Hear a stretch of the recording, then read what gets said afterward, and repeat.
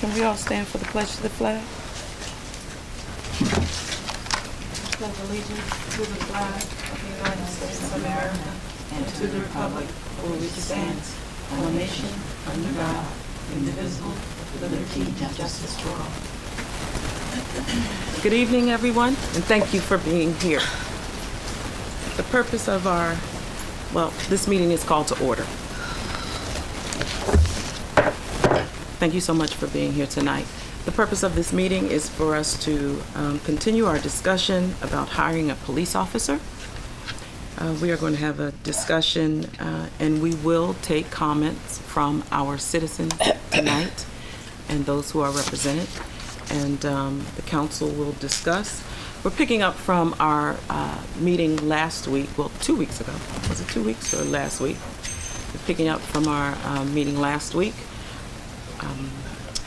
And just to catch everyone up, we had a discussion about hiring our top pick, and the council decided not to hire our top pick. We had two panels, and out of the two panels, there was a top pick, but when it came down to it, the council decided 3-2 not to hire. And there were several factors involved, and tonight we want to discuss it further. There were some comments.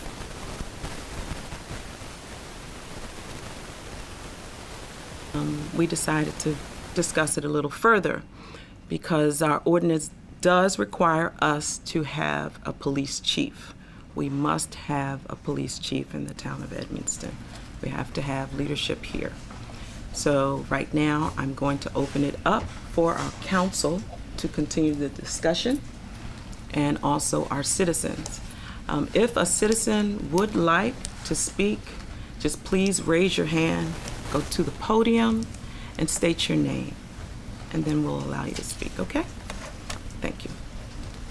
Council.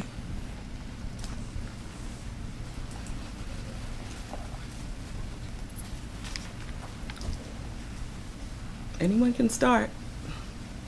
We have a purpose here. Absolutely. Non-resident, resident, anyone who'd like to weigh in on our discussion. Hi, I'm David Rice. I'm Chief of Police for the City of McGill. Some of you I've met, and I'm here tonight because I heard some comments about the board and the way it was run. And I'm not here to pick your police chief. I'm not here to select a police chief. I'm here to tell you that when I first was asked to do this, I was like, it's a pretty big honor to have someone ask you to sit on the board for a police chief. And I've sat on many. This was the first one I've ever come to where they had residents. And council members on the actual board, which to me, I was like, okay, this ought to be interesting to say the least. Let's see how this works out. Well, at the end of the first session, I was surprisingly, pleasantly surprised that it worked out well. The reason it worked out well was because I have a way of asking questions that are police related. The council has a way of asking questions that are council related and political related. But then you had your residents, one of them is here right now. And they asked questions that I wouldn't have thought about asking because they're more related to your community. But at the end of the first session of selections, I walked away from the city or your town thinking, man, that was actually pretty cool how that worked out. The transparency of it all, having the council involved, having residents involved was really, really cool. Then I came back for the second session, the top three, the same thing. But what I wanted to point out about the transparency of it all was that in between each candidate that came in front of us, we had open discussion amongst ourselves. You know, pros and cons, how I looked at things through the police eyes, how they looked at things through the residents' eyes, and how the council looked at things through the council's eyes. And at the end of the day, it was our job to select who we thought, based on the criteria, based on questions, and based on everything that was laid before us, to pick out your top candidate. You know, who we thought would be the best person for your residents and who could work well with other jurisdictions. At least that's how I'm looking at it. Who can work well and give you guys the best bang for your buck, where you want to be in 5 years. I'm always thinking ahead. And we discussed it at the very last one, and we came up with a person and who we thought, based on the questions asked and based on what was presented to us, was clear cut. But again, who we select is not who, the council and the mayor, y'all got your own process on how you do things. And that's the best thing about how this works. You can say yes or no and keep going. But again, we stride on that board. And somebody had made a council, they thought it might be fixed, that it was stacked. Ladies and gentlemen, I'm here to tell you, it's not stacked. Every time I sit on a hiring board for a police chief or a commander of any kind, 9 times out of 10, I'm going to know them or most of them. And our integrity should never be challenged because we make it clear that it's not personal. We're looking at what's in front of us and the discussions we have afterwards. Decide, hey, you know what? This person here is a forward thinker. In 5 years, the town's going to be here. They know this, they know that. They've done their homework. They really pounded the pavement to learn about your community. And so we make our selection based on that. And for someone to make the comment that it might be a fixed board, it actually challenges my integrity. That's why I'm here. I'm not here because you said no. I'm not here because you said yes. I'm here because I thought that the way that Mayor Gant, the way that you put the board together, I thought it was odd at first, then unique, and then I thought that was quite excellent because there's just questions I can't ask or don't even think about asking because they're community-related questions that only you guys would know to ask. Social injustice, social media, what's going on and all that. I'm not going to ask you those questions because I don't want to get in a debate with you about that. Mm-hmm. But the residents will. And they did. And it really showed, and you could see I watch for body language and I watch for how the response is. When somebody's whole mood changes and their eyes water up and everything about them changes and they're really passionate about what they're talking about, that gets my attention. That means this person is really, really committed to doing exactly what he or she says they're going to do. And I look for those signs, those what I call tattletale signs. I want the passion. The town needs the passion. You need that person who is going to jump in with both feet, and if he gets smacked down, he's going to pick himself right back up and go at it again. He'll take a different route. But they got a mission, they got a goal, and so that's what we did for you guys. We didn't play favorites. I've known Captain Sullivan 20 plus years. I know.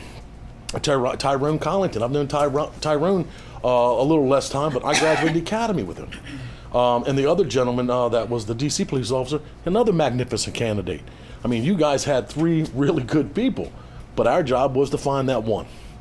Based on criteria, based on what you guys put in front of us, find that one. And then the discussion afterwards, which I thought was probably the best discussion, because again, you're talking about council members, residents, and people who have no dog in that fight. I don't have a dog in that fight. Edward Sesker from Legit had no dog in that fight, but we can give our 2 cents of what we observe and what we see, and then everybody else just branches off and goes with it. So I'm just here to say the integrity thing, not a factor. We picked the candidate that, based on the criteria of the town of Evanston, based on what you wanted your future to be, that's the candidate we picked for y'all. So it's still up to you as a council and a mayor, of course, but I just wanted to let you know I thought that what you did with that, and I know a lot of the council members here, and I love all you to death. The best part about what you do is you can agree to disagree and all that, but sometimes we got to put our personal feelings aside and go for what's best for our community as a whole, not as individuals. So just know that that board was fair, very fair. And I think y'all did a phenomenal job as a town, and it's something that I plan on sharing with the rest of my law enforcement brothers and sisters. Let them know that was actually a very, very transparent way of doing things, because everybody had some input, and that makes it to me makes it more fair than anything, because you guys got to speak. Somebody spoke for you, but that's all I have, Madam Mayor, Council. Thank you for your time. Excuse me. Chief Price. You said that somebody told you. Well, I heard it on the thing. They said that somebody that it was bias, and I'm like, no, it can't be bias. Every hiring board I sit on, for commanders or anything like that. I know them. I know 99% of them. It can't be a factor. You know, anytime you think that one of our integrity is in question, you can call us out. We'll step away. You know, we're not here to pick favorites. That's just not my job. My job is to pick your favorite, who fits your community, not who fits mine. Because remember, I'm not the one that's going to be judged at the end of the day. You know, it's about you as a community as a whole. And I just, like I said, it just kind of got my goat a little bit. It's like, really, bias? Come on, we had council members on that team. We had residents on that team. You know, at what point could it possibly be bias? I think the person was referring to the mayor being part of the panel. I think that's where the bias came in. Well, Those words were not expressed by me, but No, I know I what get you're it. referring to, and we want to be fair. Those words were expressed concerning the mayor being part of the panel. Well, I mean, the mayor let me run the whole panel. When the mayor was sitting, and the first one she didn't sit in at all, but every now and again she'd poke her head out, keep us on task, because we could definitely get off task. The second meeting she actually sat with us, but again it was more task oriented, stay on track. She didn't ask questions or anything like that, or if a question was asked and it was asked in a way that's not related to the paper of questions that we had, you know, she chimed in to get a better understanding, but I didn't think she really played a big role in the questioning, because I didn't see that part. I just seen her trying to get better clarity on questions. Unless y'all saw something I didn't see. I just saw, like I said, she just wanted more clarity on specific questions. She chimed in on that. But when it came to the question asking, that was more our task. So, but like I said, at the end of the day, this is all on y'all. Y'all got to pick your chief, you know, or do the board all over again. And I just want to say one more thing, just to go with the whole novelty thing with these boards, these hiring boards, just so that everyone knows, you know, we do this on our own time. I'm here on my own time. I was here on my own time both times. That's Edward Sesker. We were here on our own time. You know, I had to take leave to come during the day to do the last one, you know, because it was during the day, during my tour of duty. We do this to our sister communities so that, you know, we want to be able to help you if we can. But you can see help like that go by the wayside when, you know, that particular task is challenged, you know, because we're here to do whatever we can for you. We want your best interest. And we listen to everything you guys say. We listen to everything you say. And then when we do the interviews, because, you know, we had interactions before the interview started amongst ourselves, you know, just talking about, you know, pros, cons, you know, and all that. And then when we ask the questions, that stuff stays in my head. So I'm watching for that. So, and again, you had three candidates, and I think that, you know, I think y'all will do what's right for yourselves here. Y'all know best for your own community, better than I do. Like I said, all I was just a question asker and try to keep everything on task the best I could. So I appreciate y'all listening to me. Anybody got any questions before I start that way again? Everybody good? I don't have a question. I just had a comment. I don't think it was so much bias as just fairness. Everybody wanted it to be fair. I wasn't on the first panel. I was on the second panel. Yes, and it seemed very fair. The mayor was on the panel, Council Member B, and some residents was on the panel. And I was not on the first panel, so I don't really know. I mean, I heard that the mayor wasn't on the panel, but that she did come out at some point. And I guess what you're saying is to kind of keep it flowing or keep it moving. Oh yeah, the first one was definitely was task oriented. So right, so and I don't know if it was meant to be that way or it was just meant to be an interview, at which I don't think anybody should come in on an interview and interrupt an interview if that's what it is. So I think that was the discussion of the fairness of it. In my mind, I don't think anybody was biased. I certainly not, and I was on the panel with you, so I really don't think anybody was biased. Like I said, my thing is, I think it was more the fairness of it than anything else. I just want the residents to know how when we come up on these boards and when we're asked to do them, that we don't come with a favorite. We don't come with a friendship. We don't do that. It's not how that works. Mm-hmm. We come literally. Yeah, because you excused yourself from the one candidate. So. I did. I excused myself only because, you know, so we went to the academy together, and it wasn't that I was biased toward him as far as in favor of him, because just like the rest of you, during the interview, I can stand here honestly and tell you that other than a phone call every 7-8 months to see how each other's doing, there's been no real contact. But to me, a friend's a friend. Lifetime is lifetime. And I hadn't kept track of the things that he had been doing over the time. And when he sat here in the second interview and gave us a breakdown of all the things that he had accomplished, you know, I had to keep to myself then. I don't have to now. I was just as impressed as everybody else was impressed. You know, I was like, wow, I didn't know. I just didn't know. You know, he wasn't on nobody else's shirt tails. He was doing all this on himself. You know, and that's what you look for. And I walked away thinking that was pretty cool. You know, but all we do is do our recommendation and say have a nice day. So, That's right. ladies and gentlemen, thank you all for your time. Thank you. Thank you. And thank you.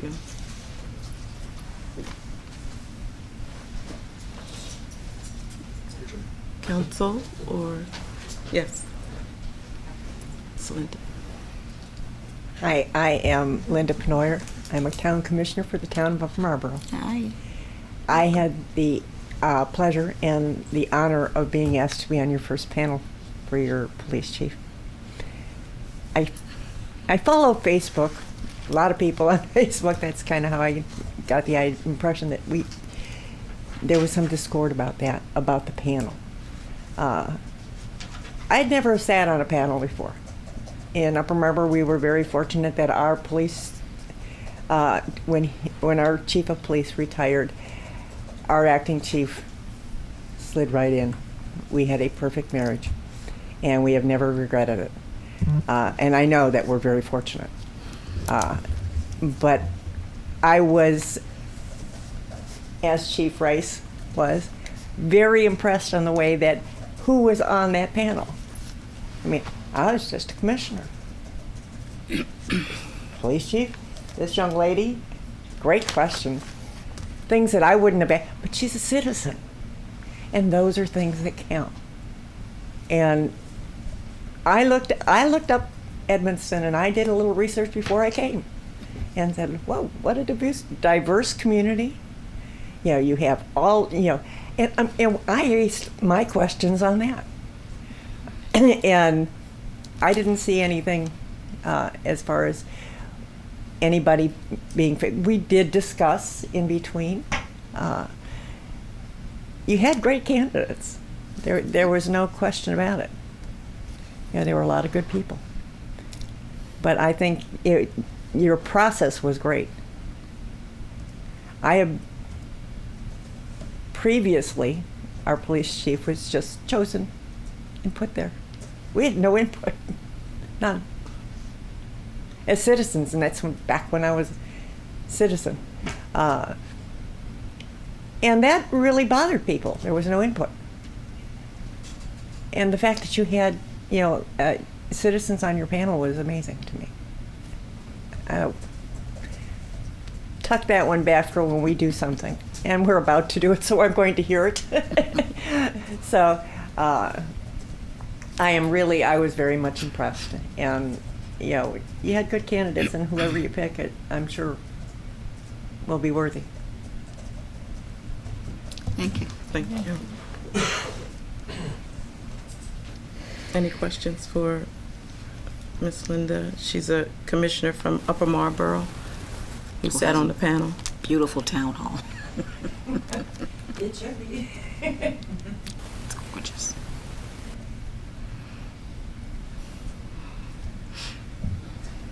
So any comments from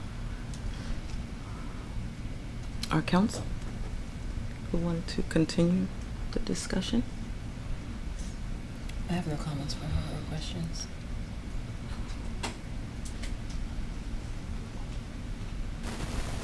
Any other folks want to? I mean, you can sort of join in at any time, but we can. I want to hear something. I have a lot to say, but before I say, I want to hear more from you all. You know, on Right. why we're at this stalemate. Right. I know the council had concern about salary. I know our last discussion, it was paying two salaries, and that came from Ms. B, correct? That's correct. You were concerned about salary. And I think that was basically it. Was that it? That concern? was coming from me, but That was your other huge. council What were members the had- other concerns? Were there other concerns? Not from me. That was it. Well then, Okay, well, go ahead. okay,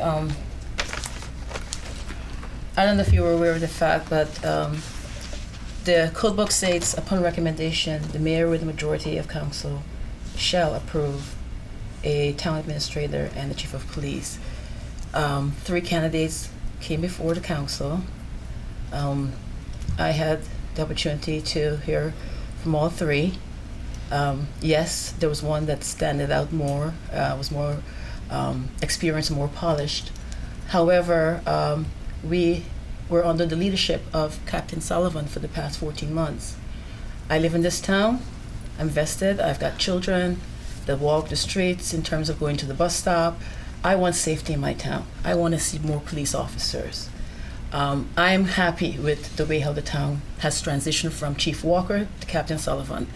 So therefore, when the 3 candidates were presented to me, I can only speak on behalf of myself, even though one seemed more polished and the mayor was in favor of him, and we all were impressed by him, I still also believed that we can continue on with Captain Sullivan and move him up to Captain Sullivan and move him up to the position of chief.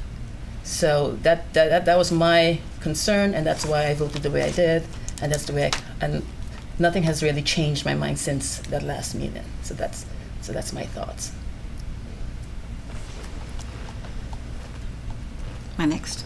Mm-hmm. Okay, so since we've, sorry, I concur with Ms. B. I too had concerns of the extra salary that we would be paying because we have a street that's looks like it's about to fall in at any point in time, and I too, since Captain Sullivan has come in as our acting chief, I haven't seen where we've had major safety issues.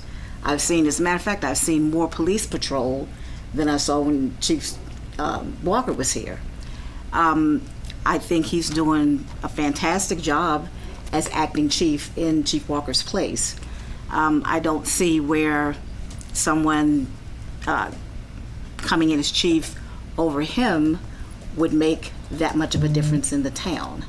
I think he's doing a good job. If I didn't feel safe, if I felt like crime was up, our children were having issues, we were having issues in the town, then yes, I would say, oh, we definitely need a chief of police or someone to come in to take over the force. But I don't see that. And so I too am on board with Captain Sullivan even staying as acting chief or becoming chief, because I feel it's always going to be a safety issue for me. And if I didn't feel safe, I did not feel safe here, and I did not feel he was doing an adequate job, then I would definitely say, yes, we need to bring in a chief of police. I don't feel that way. And it's been from, no, I'm sorry. That's been my position since we started this. And had we known when we started, when this process came about, that our charter said that we needed to appoint or we needed a chief of police, at that time, I would have suggested that he be made chief of police. So he'd been the acting chief, I guess maybe a year at that point, probably a year. Yeah, year and a half, however long it was. But that would have been my position. That's still my position now. That would have been my position then. You had a question for me? Not more so a question, but. Oh, Council. Yes, ma'am. Mm-hmm. Good afternoon. My name is Janaya Rojas. I am a resident. So you said the problem with bringing in a new chief would be the budget, the money. If you guys were to keep him as the chief, what would you guys do with the money besides giving it to another worker or person? We were trying to hire 2 additional police officers. 2 additional police to officers? patrol the streets, yeah. Okay. and move up one officer. So we have two leaders in a sense. We would have the chief of police and someone who can act on behalf of the chief in his absence. Just as he did, Okay. Chief Walker. It would, just to clarify though, it would only be one new position. Yeah. It wouldn't be two, it wouldn't be a chief plus two new positions. That would not be the We have to case. replace Baxter also. So Baxter plus the But that's existing. That happens anyway. yeah, I So know, but increase still, it staffing would be from still 6 two to 7. to replace Baxter and add another police officer. That was my question. Thank you.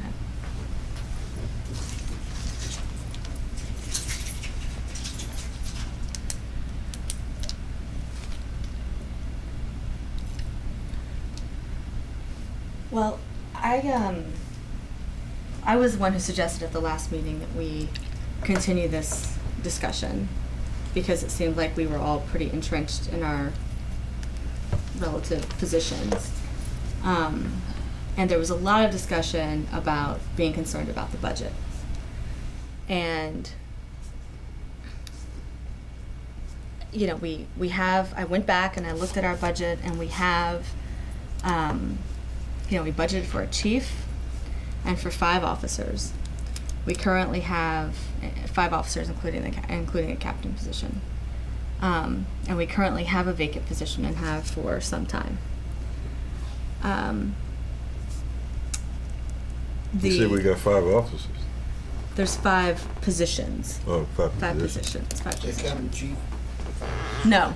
So it would be, so what we budgeted for was a chief, a captain, and 4 officers. So 6 total, and one of those officer positions has been vacant for a while. And I completely agree with the notion that if we don't feel safe, right, that should certainly have an impact on our decision making. But I would beg to differ significantly about things being fine over the last year. In the last year, in the last 14 months, we've had to let 2 officers go because of their conduct on the force. If we have 5 officer positions, that's 40% of the police force that's had to be let go in the last 12 months.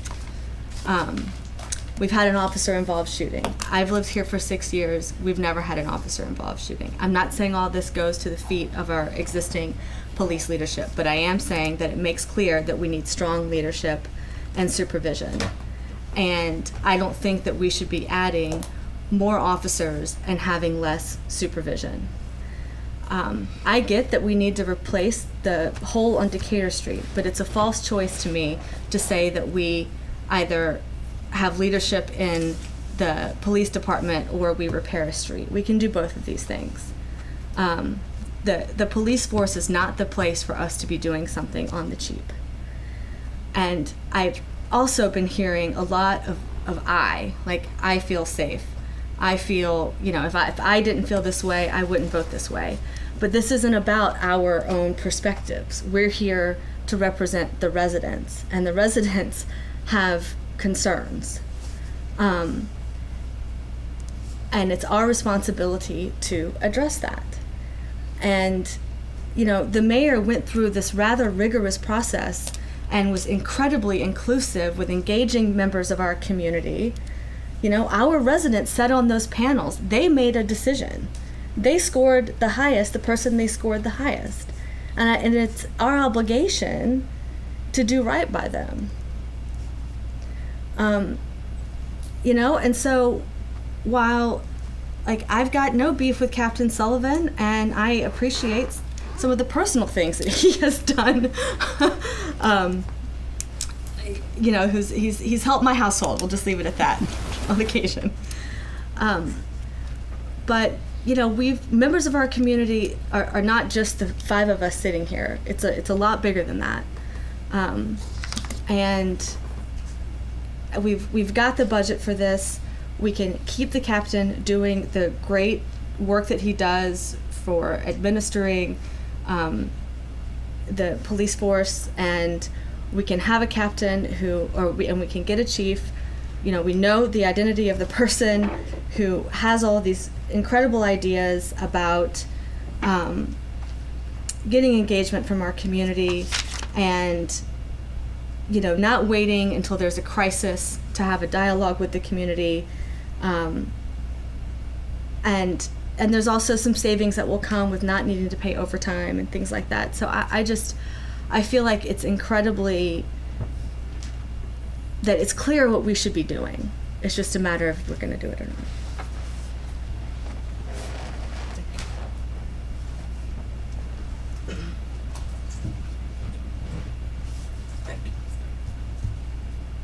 Any other comments, Council? So at the last meeting that we had, we did have residents come up, and I know a couple of them spoke regarding the captain being the chief of police and why we could not do that. A couple of them spoke on that. And so they were residents. It wasn't just myself or Ms. B or Mr. Johnson or anybody here. There were several residents that came up and spoke on that. In fact, we had more residents in support of keeping Captain Sullivan as the chief. We had one resident that expressed that she wanted a police chief because she wanted to feel safer, but that a police chief does not necessarily mean you're safer. And when I say, and forgive me for saying me, I can only speak on behalf of myself, and because I hold the position as counselor, it's singular, so when I say I, I'm just referring to my vote. But I've always been respectful of the residents, and always, we serve you. So it's not a matter of I, but I do know when we had the last meeting, there were quite a few residents who supported keeping Captain Sullivan on as the lead, and maybe making him the chief. Or wanted to know why he couldn't be the chief of police, or even if they had a say in whether or not he was the chief of police. That came up a couple of times at the last meeting. I had to actually review the tape to remember it, but I remember that. My name's Betsy McCauley, and I've been on the council before. And as most of y'all know, I probably walk the streets more than the police patrol the streets, you know, jokingly. Everybody knows I love Billy. You know, I would do anything for him.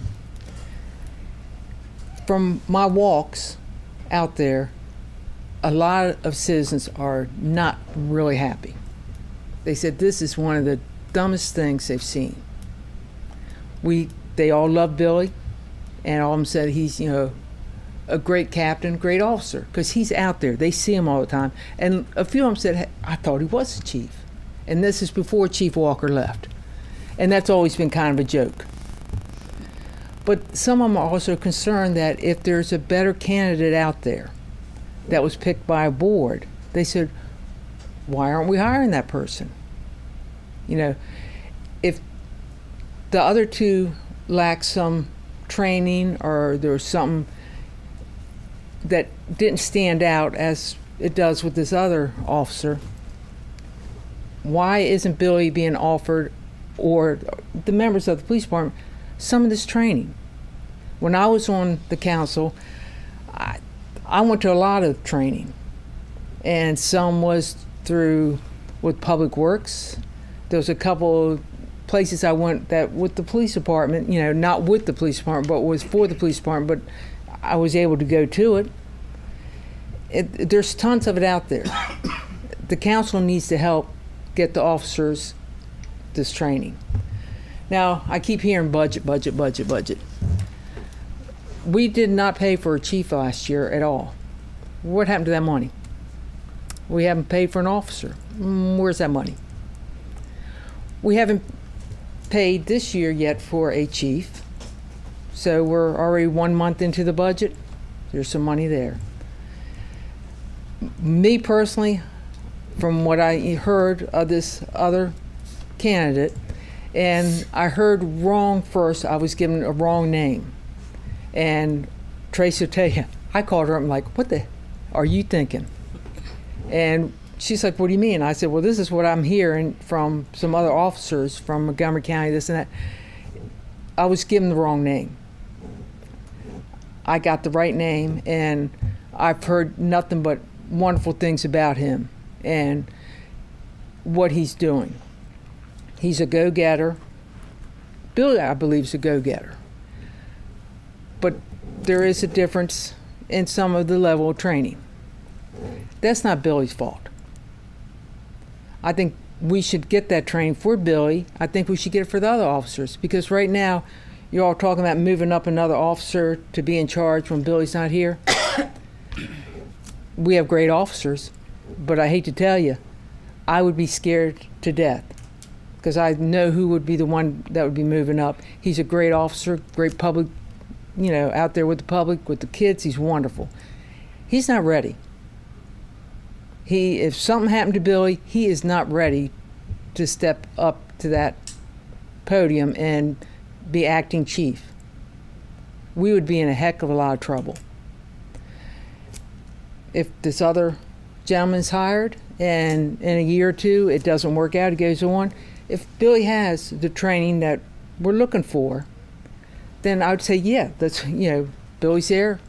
If the other officers under Billy get the training that they should be getting, and it's not Billy's fault, it's not your all's fault, it's just something that hasn't been pushed and done, but they need it. Because if you want somebody to step in and move up, you got to give them the training. You know, they can only do so much on their own for training. They need everybody here, they need the citizens to help push them along and get it. And I want y'all to realize that if you make Billy the chief, he can turn around and say, well, I'm going to hire so-and-so as my lieutenant or so-and-so as my captain. That's it. That's the next position filled. Do you all realize that that can happen? He does not have to take up someone that's in the department right now. I don't know if you all realize that, but that's, if you look in the book, our code book. Yeah, no. He hires the officers. Yeah, well, and he can That's hire, what I mean, you're all talking about budget, you don't want to spend that money. He can go out and hire a captain. Absolutely. And he can, and it's not, you all have to approve it. Here's my captain. And there's the money. That's it. We trust his judgment. Well, I trust his judgment too, but you're talking about, you know, you want to save money on the budget, this and that. I'm telling you that we're not saving anything. Whether we hire this other gentleman as our chief and Billy stays as the captain, or Billy goes as the chief and he turns around and hires someone as his lieutenant. And it's a personnel matter, so I'm not going to put Bill in a spot. And I'm not going to put any of y'all, but you do not have anybody below Billy that's ready to step up into the next position as a lieutenant or a captain. And you're talking about being safe? That's not being safe, y'all. That's putting a hurting on everybody. Now, Billy can go out and find somebody and hire them, bring them in. But what I would like to see is that you all reconsider, hire this gentleman from Tacoma Park. Billy is a great captain, and he's been a great leader. And I think he has potential to be the chief here. Don't know how long this other gentleman will stay. I mean, he might stay and you might retire out to, you know, happy pastures. Or he might, after a couple of months, say, you know what, you all are nuts. I'm out of here. Because some of the things I hear from the residents, they think some of y'all are kind of nuts. I mean, to be honest, and that, you know, most of y'all know I'm very blunt. And it's just the way it is, you know. You say you're out there talking. When was the last time anybody has been on my side of Decatur Street talking to the residents? Thank you, Ms. McCullough. Are we doing this right now? No, I'm just saying. You mentioned about you're talking about talking about the residents. But my thing is, I just wanted to know, I hit every street. I hit every business street. And I made a point since the last meeting. I went and I even went to a couple businesses, and they asked me, you know, where have you been? I'm not on council. Well, who is? Call up town hall and they'll tell you who your council person is. Yeah, I've said that. So everybody needs to get out there. And there's a lot of things, people are really upset with everybody on the council, you know, including the mayor. You know, one person actually told me, goes, I don't think that some of these council people want to get a full force here because they're getting away with doing things that aren't legal. And I was like, okay, well, tell me something a council person has done that's not legal. And then they showed me a video of some fireworks on the 4th of July. I'm like, holy cow, you gotta be kidding me. One, it's against the law to be shooting fireworks off in the town. Two, as dry as it was, we don't need another house fire in this town. So you all might not know, but you know, what's really going on in this town or with the people, but I hear it all. There was a question I had one time, I'm not going to mention it. They said, does this council person drink a lot? I was like, I don't know. I don't drink, so I said, but the questions that are out there, y'all really need to hit the street and start talking to people out on the streets. Talk to your wards. Someone, while I'm out there walking, this is, you know, a little farther back, they want to know, does the council have special privileges? And I said, like what? And they were mentioning they've seen the town car in places where it shouldn't be in DC. They've seen it at stores that, you know, why is it, you know, the car there? You call your council person. I don't know. And I don't know.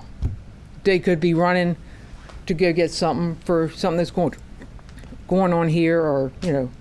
So they're questioning whether the council really wants to have a full police department because they're doing things that aren't legal, and they figure that if they don't have a full department, they can do things illegally.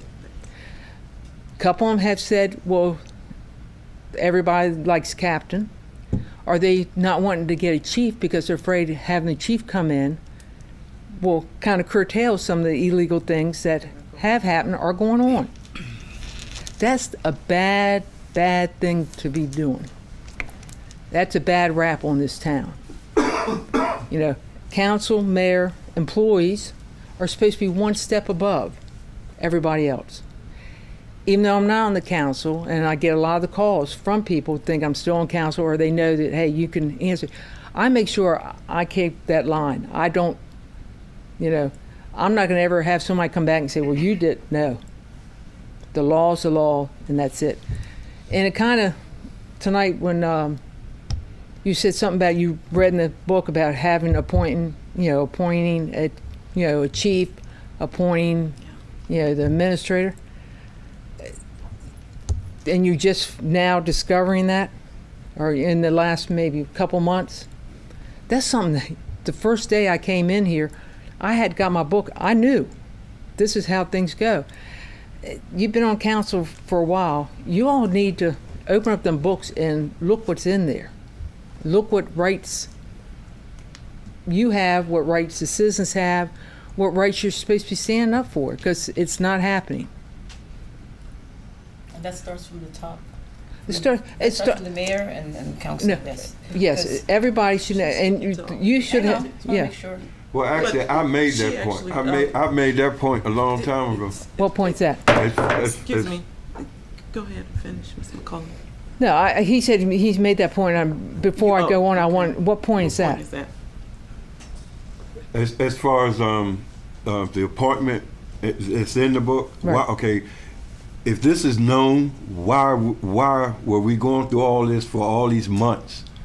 If that's supposed to be something that's supposed to be known, it should have been known from the top on down. Well, especially if you've been on the council for years. Yeah. I mean, that's something you should know. Yeah. So therefore, we shouldn't even have been going through this lengthy process about a chief. It should have been directed to us from the very beginning. See, we shouldn't even have been going through all this. I brought it to their attention. Okay, well, But see, I mean, as soon as it happened, it should have been told Okay. or explained right then Well, and there, now not months down the road. I tell you what, now I'm really disappointed in council because if you're just being told, Well, we just About- got the books too. We just Well, got the books it's back. the- It's been redone. I gave my book to the correct person when I left office. There's been other copies of the book.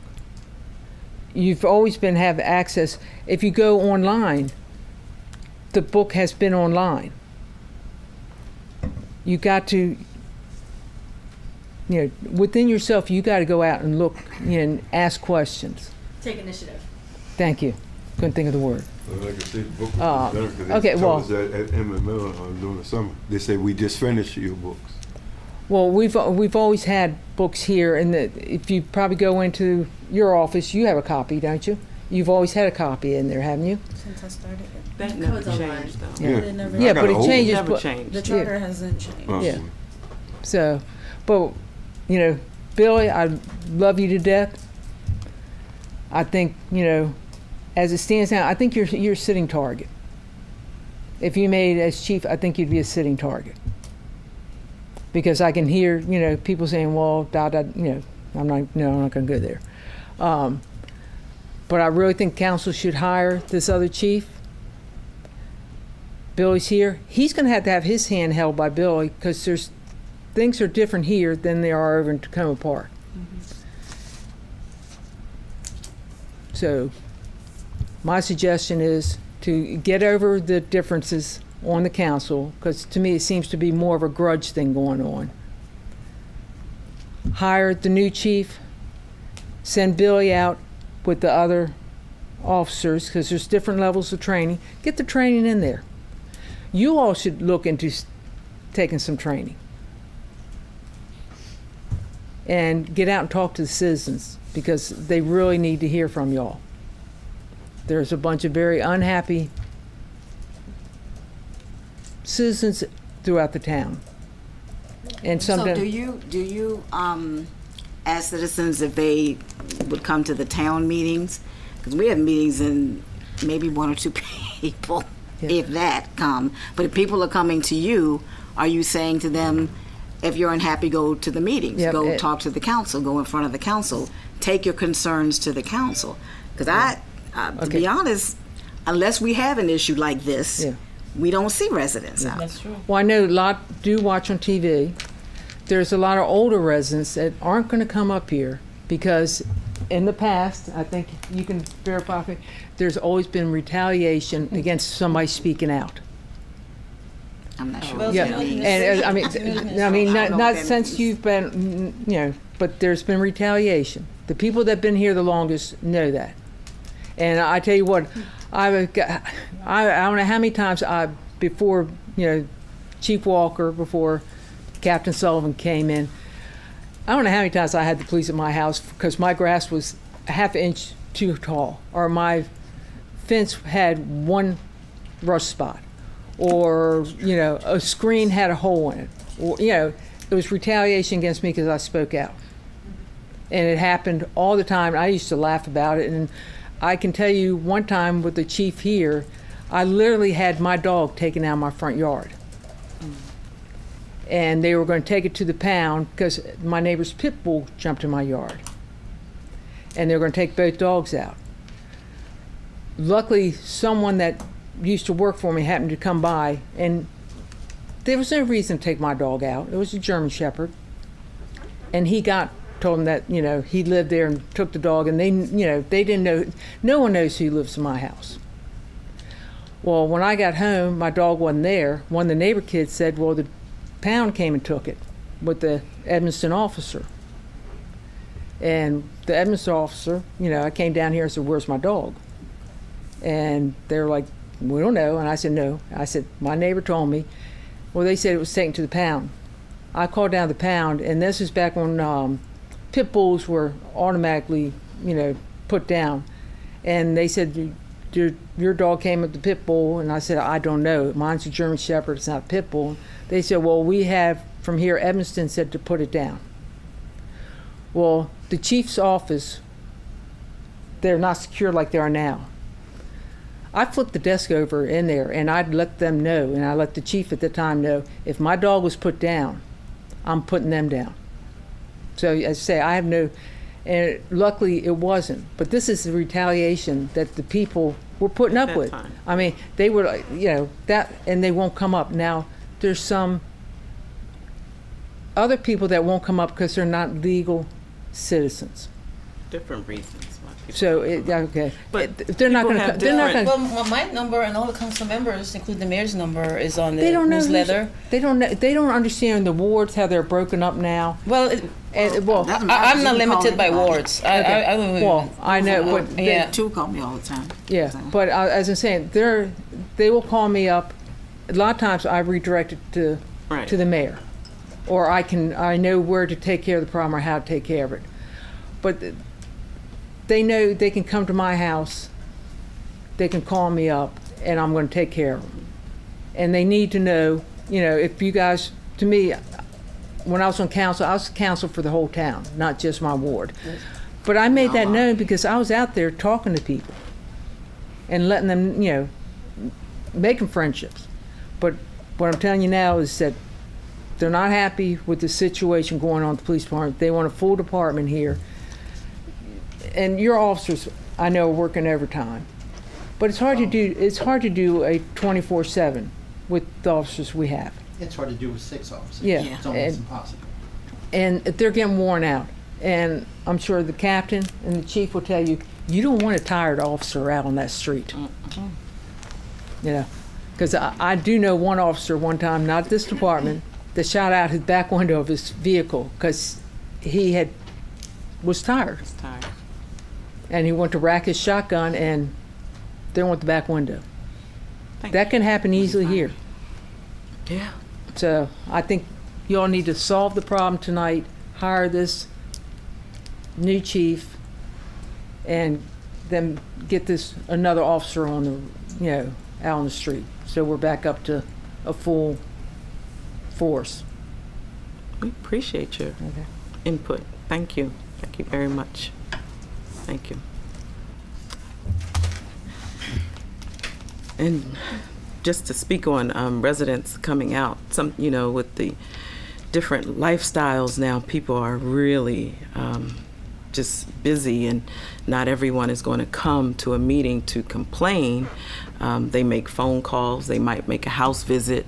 I know I get them. I know I get the phone call. I'll get the house visit, and you handle it that way. You either direct them to the office or you go to their house and take care of the issue. Sometimes people just want to sound off on the telephone, and you take care of the issue. So we move on from there. Thank you, Ms. McCulley. Any comments to what Ms. McCulley spoke on? I think it was very good input. The It made a question whole lot of sense. on the vehicles, I just want to say that turns out we don't actually have a policy on appropriate use of the town vehicles. And the ethics policy obviously applies to that, but specifically with use of the vehicles, it doesn't. And so I know that the mayor and the town administrator are presently working on the text of a policy We presented it. that, presented it so that we would, I guess what. no, I'm just addressing one small piece of it. When I was on council, we used our own personal vehicles. Mhm. We never, I guess all of us that were on council then figured, what, Right. we get our $100 a month, we can use our own vehicles to go here, there, pick up things, and a lot of citizens see it like, why are they, using, our property? Because those Right. vehicles belong to the citizens of the town, and they don't understand it. And I told them, I said, you're gonna have to, I'm not on the council, I don't know why, I never asked why, call Tracy or go. Yeah, get a I mean, hold of her. personally, it never occurred to me because I've never used the vehicle. So, Yeah. but Right. We got the $100, and from what I'm seeing, you all now get more money, you get other perks and stuff like that, which that would be another meeting, because Yeah. I want to get Yeah. I want to get that so I can relay it back. But that's Yeah. I didn't want to. I wasn't going to bring that up. But Right. that's Yeah. you know. But Yes, ma'am. my general response is that if the perception is that we're not acting above board, Ethics. yeah, even if it's like Ethics. completely not true, if that is the perception, we need to do something to quash that Absolutely. immediately. And getting it, to me, it sounds like the best way to do it would be to get our police force completely Absolutely. staffed up and to hire the number one candidate that everyone here agreed to. It really looks like there's some being hidden up here by the council and mayor. Thanks for including me. Well, you are the leader. That's right. You're right. Hi, my name is Take the Beth Snyder, and responsibility. I don't have a whole lot to say because I haven't been involved all along. But I just want to give a hat off to you guys for building the team that you built to hire a quality candidate. And I think it sounds like it was a very fair process. And I appreciate your volunteer time and effort that went into it. And I think what Betsy said represents a lot of people. And I feel strongly that, the position does need to be filled. I think it's something that is the responsibility of this team to move forward with. And I think it's written. It says we have to have a chief. So I don't think that's debatable at this point. It's the taxpayers' money, and it's already in the budget. So I don't feel like we need to be continuing to go around and around about how to spend the money when it's already been determined many years ago. So that's my take on it, and I appreciate what you guys do. So hopefully a decision can be made in the right direction, and the strength of the police force will be what it needs to be again. Thank you. Thank you. Thank you. Any feedback from that?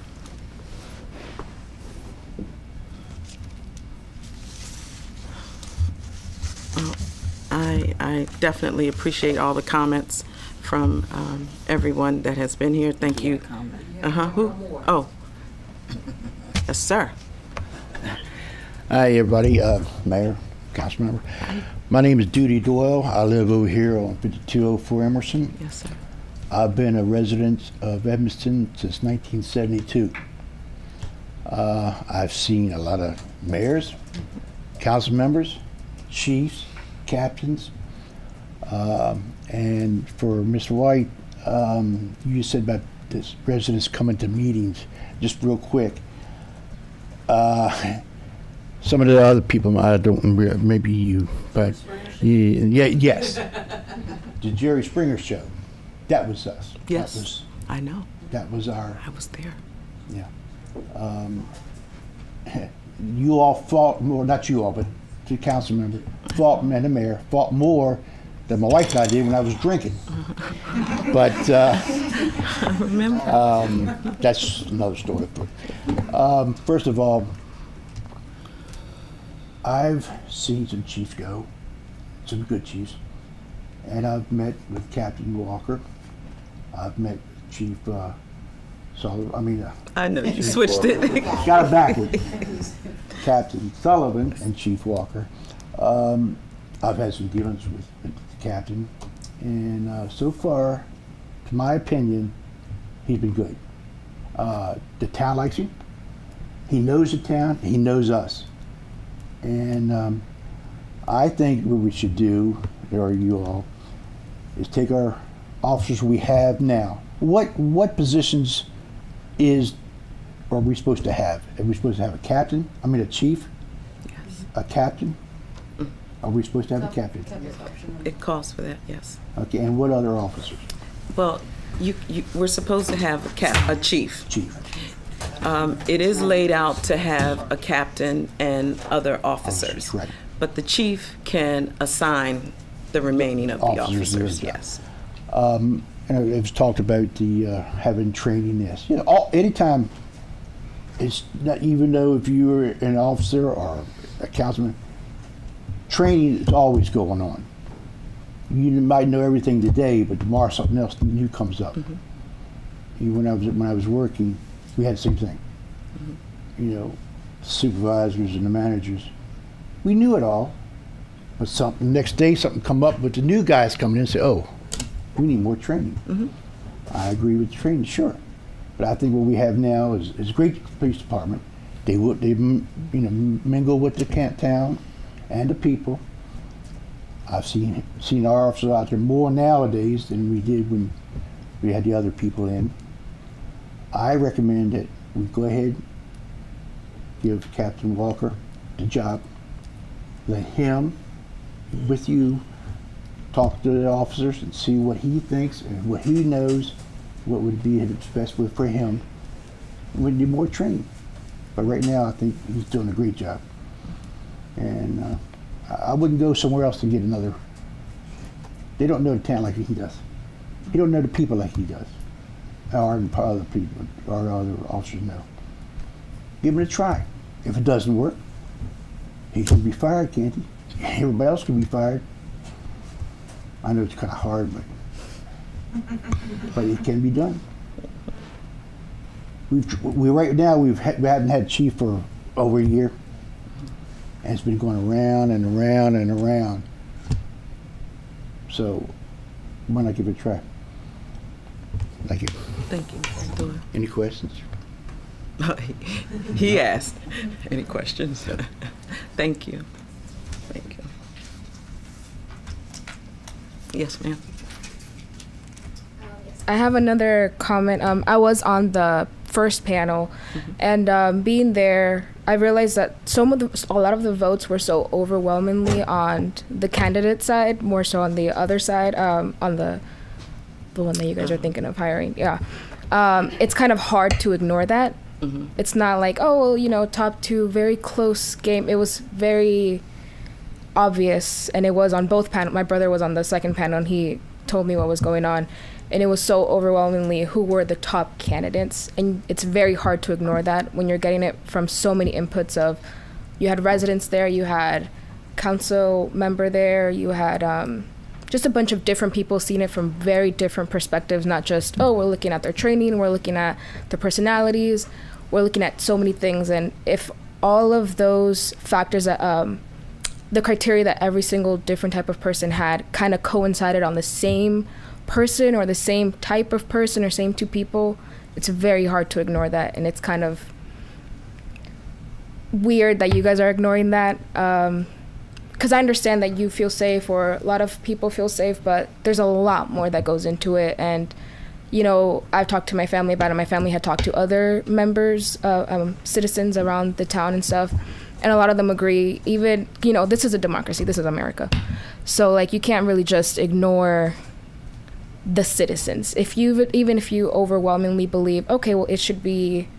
this way, but the majority of the people who were in charge of giving you those people say it should go that way, you kind of have to think, okay, well, let me just go down, and if it does go wrong, if the new candidate doesn't do a good job, you guys can always just go back. I mean, you just go back, you say, you know what, clearly that was a mistake. And I mean, mistakes happen. You can take someone away, put him up, it doesn't matter, but you guys should try to give it a chance. I mean, are there some people that you've talked to that are not happy? Not exactly. Or they want change? They want change. You know, a lot of people say if it ain't broke, don't fix it, but that's a very, I don't know how the word is. It's a very old. Yeah. Archaic. What word? Archaic? Like old. Or sure, cliche. Yeah. That's a very old way of thinking. We kind of have to move forward. Moving forward means change. If the change doesn't work out, that's fine. Change to change. But we should always try to change things for the better. Because, I mean, yeah, if it changes for the worse, you can always just go back. But and living here my entire life, I've seen things change, and I think they could totally be better. Not crazy like, oh, we don't have crime, but crime is going to come one day. Crime is around the corner. People are dying around us.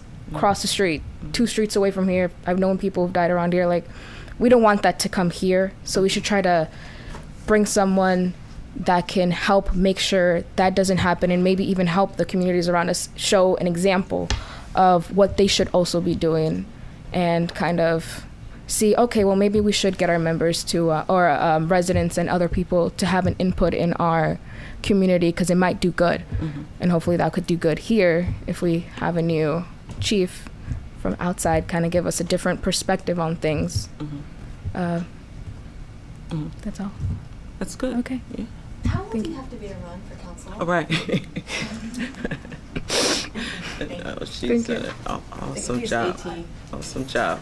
Awesome I job. have a question that doesn't have to be answered, but maybe a little Awesome thought. job. And it's to you, Billy. I know, you hate me. I know. After hearing that this one officer, the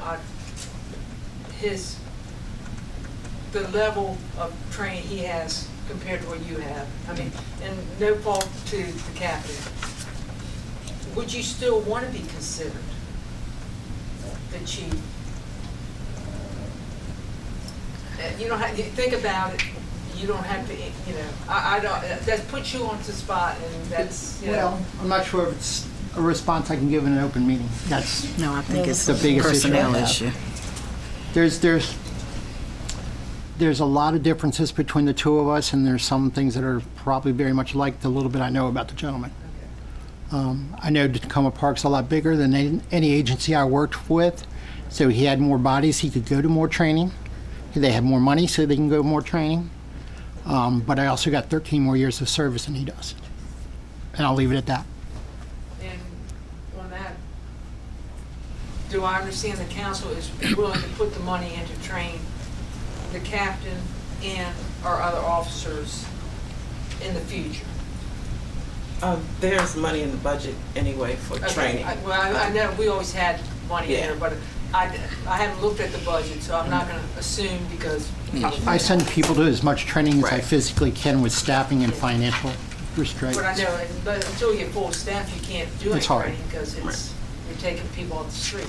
Yeah, absolutely, That I understand. absolutely. So I just wanted to clarify Yes. and make sure. Leadership training, yes. So, after hearing everyone, I would hope that the council would consider that it's not a personal thing for us, that what we do, and I know I've heard everyone say that they're concerned about our residents, that what they do, it's about our residents. And it appears that the majority want us to hire a police chief. Mr. Doyle has definitely advocated for the captain. That's for sure, and I respect his opinion.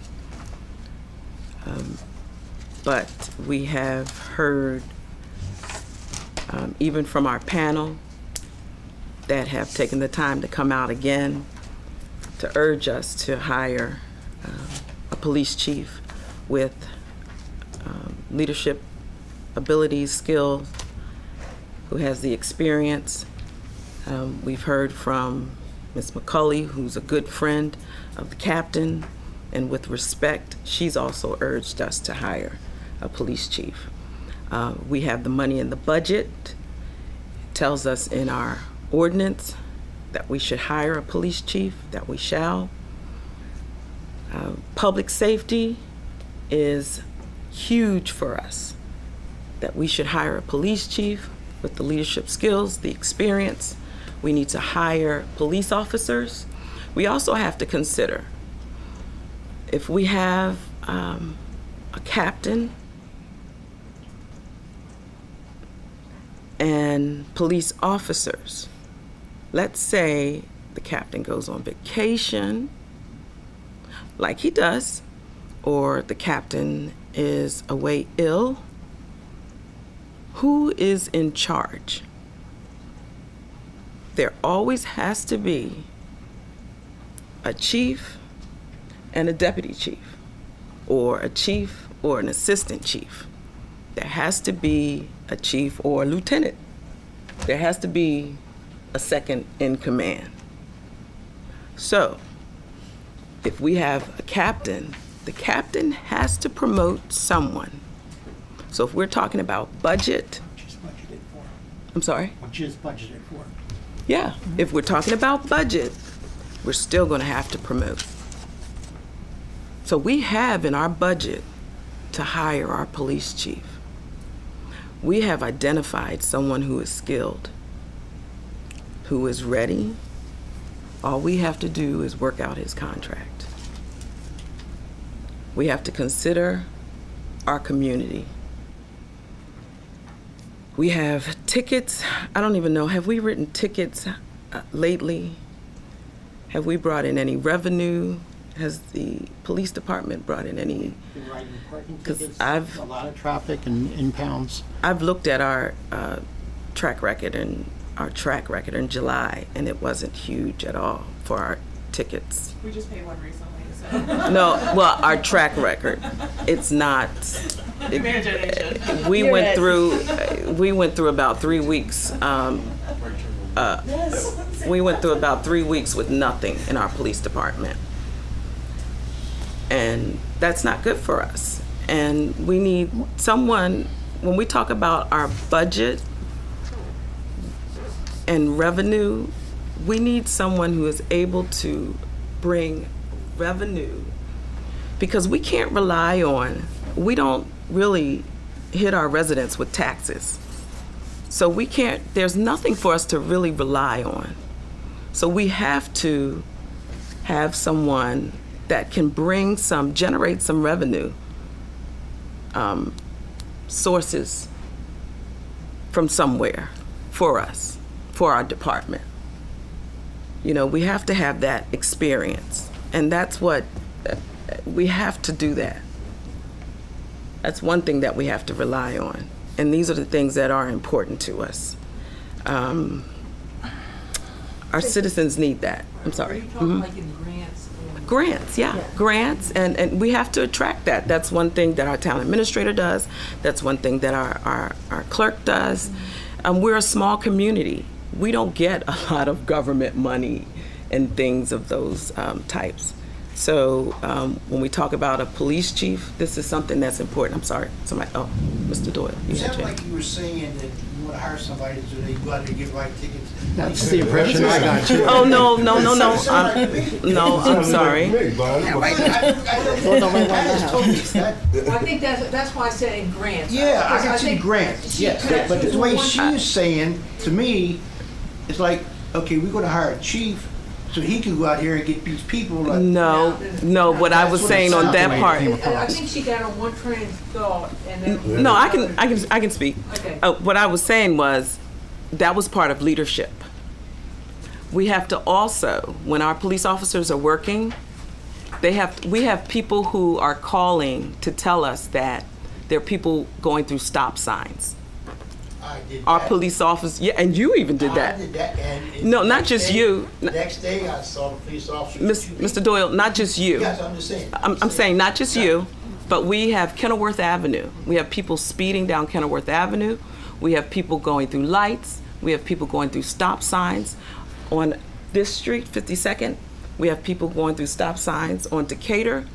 We have citations that we could be Especially writing, on trucks. parking citations, all of that.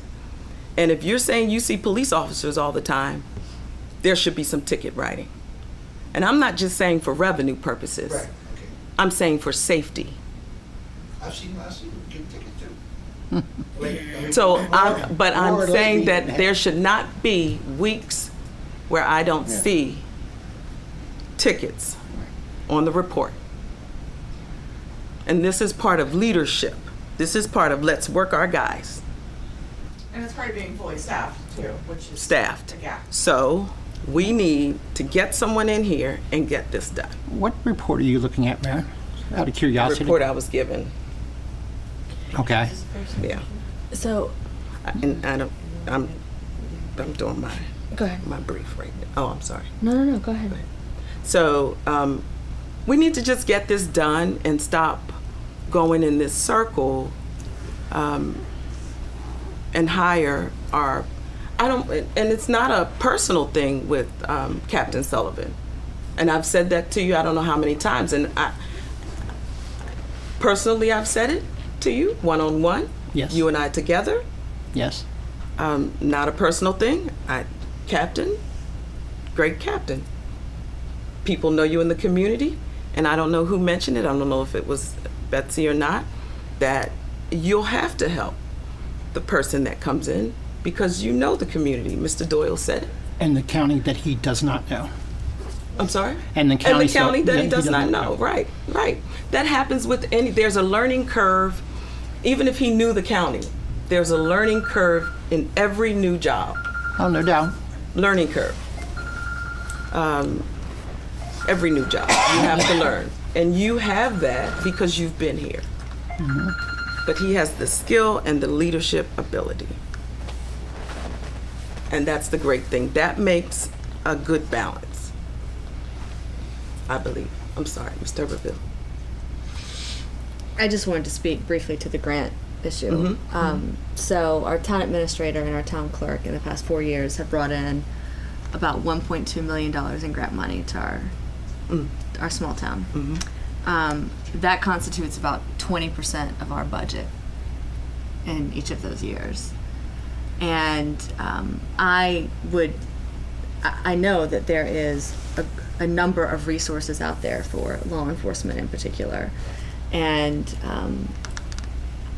I also understand that that right now we are understaffed, and so we're not able to pursue these resources. But it's not just about pursuing the resources. It's about having a vision for what you think this police department can be and what it can do for our community. And the candidate who came in here ticked off a dozen different things unsolicited. So I would be really excited about that. And I frankly would like to see a little less ticket writing sometimes. It's negative revenue, right? It's revenue for a bad thing. We're not here to produce revenue. Right. We're here for security and safety. Right, exactly.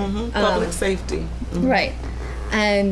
But we might see less ticket writing if we have fully staffed police force, right? That can, people know that the officers are around, and so folks aren't going to be engaged in stop sign running. There used to be a time when you came through Edmonston, people would slow down. They would always say, I'm not coming through Edmonston because I know the officers are out there, and that's what we want. Well, I'm gonna go. And that's because we don't have the officers. That's a big part of it. Yeah. And during that time frame, there was one particular officer who would write his mother, and he's no longer with us. Yeah. Thank goodness. Yeah. Thank you, Chief. Thank you, Chief. Right. That sounds bad. Picked a bad time to leave.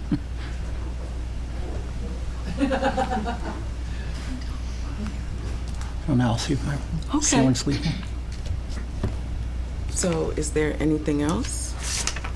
The only thing I would like to conclude by saying is, I wish that all those concerned residents that reach out to you would reach out to me, because I know my phone rings at odd hours of the day, in the evening, with concerns about, not necessarily about the police, but about different issues in the town. So please stress to them that while I'm on council, I'm here to serve, and if they need to call me, they can call me. The ones that I know that are definitely in y'all's wards, I give them y'all's number, and I think you need to realize that there's a trust thing that people, when they have to, you have to earn their trust, because the people that come to me know that what they tell me is stays between me and them, and sometimes I'll say, listen, tell them no, and I'll say, well, let me talk to Tracy. Or maybe you can introduce them. You can call me and introduce them to me or whomever you feel comfortable, so we can break that barrier. You need to come out and introduce yourself. And I've done that. But I can only do so much. If I knock on your door, you don't answer the door. I can't. I've got to respect your privacy. You know what? I've never ever knocked on anybody's door in this town except for during campaign. When I was on council, I would take my dog and I would walk, and they would come out, and I would introduce myself then. You know, and the ones that I did when I knocked on their door when I was, you know, running for office, I would go back and I would thank them. Thank you. You know, I don't know if you voted for me or not, but thank you because I did see you were up there voting. And it was a rapport back and forth. And, you know, we had 2 town clerks here at one time, another Tracy and Michelle. And through them, a lot of people that were here that aren't here, but you know, legally or were here but hiding because of different situations. Michelle and Tracy, they were very good with these citizens, and they would pass on if somebody needed a box of diapers. They'd say, "Hey Betsy, they need diapers." I'd give them the diapers, put them on the porch, or I'd give that one of them. So there's a rapport that's not, for some reason, it's not happening with most of this council right now. And the only thing I can say is it's a trust. This town is very open, but this town does not trust. The people in the town do not trust because of that. You know, things have happened in the past where they go to somebody and they talk, or they go and ask for something and it turns, you know, haywire. So I can't tell them to trust you. You got to earn their trust.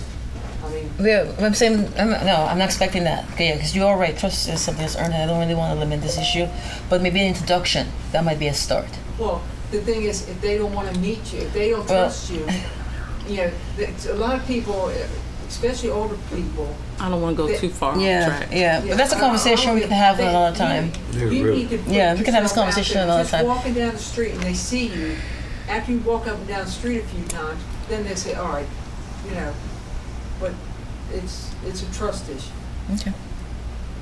So how do we sum this up for this hiring?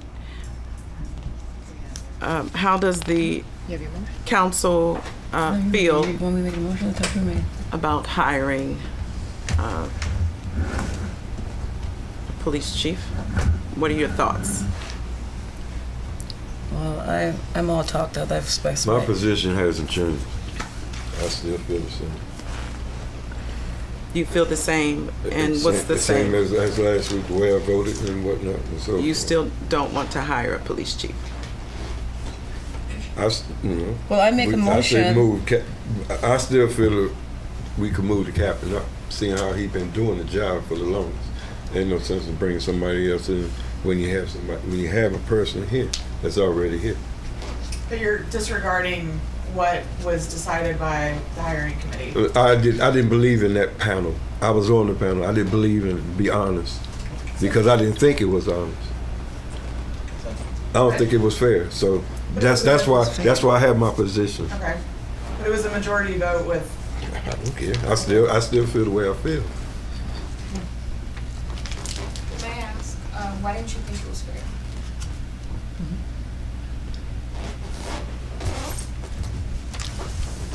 Because one of the candidates was already pretty much eliminated from the beginning before it even started. Why would you say No, that?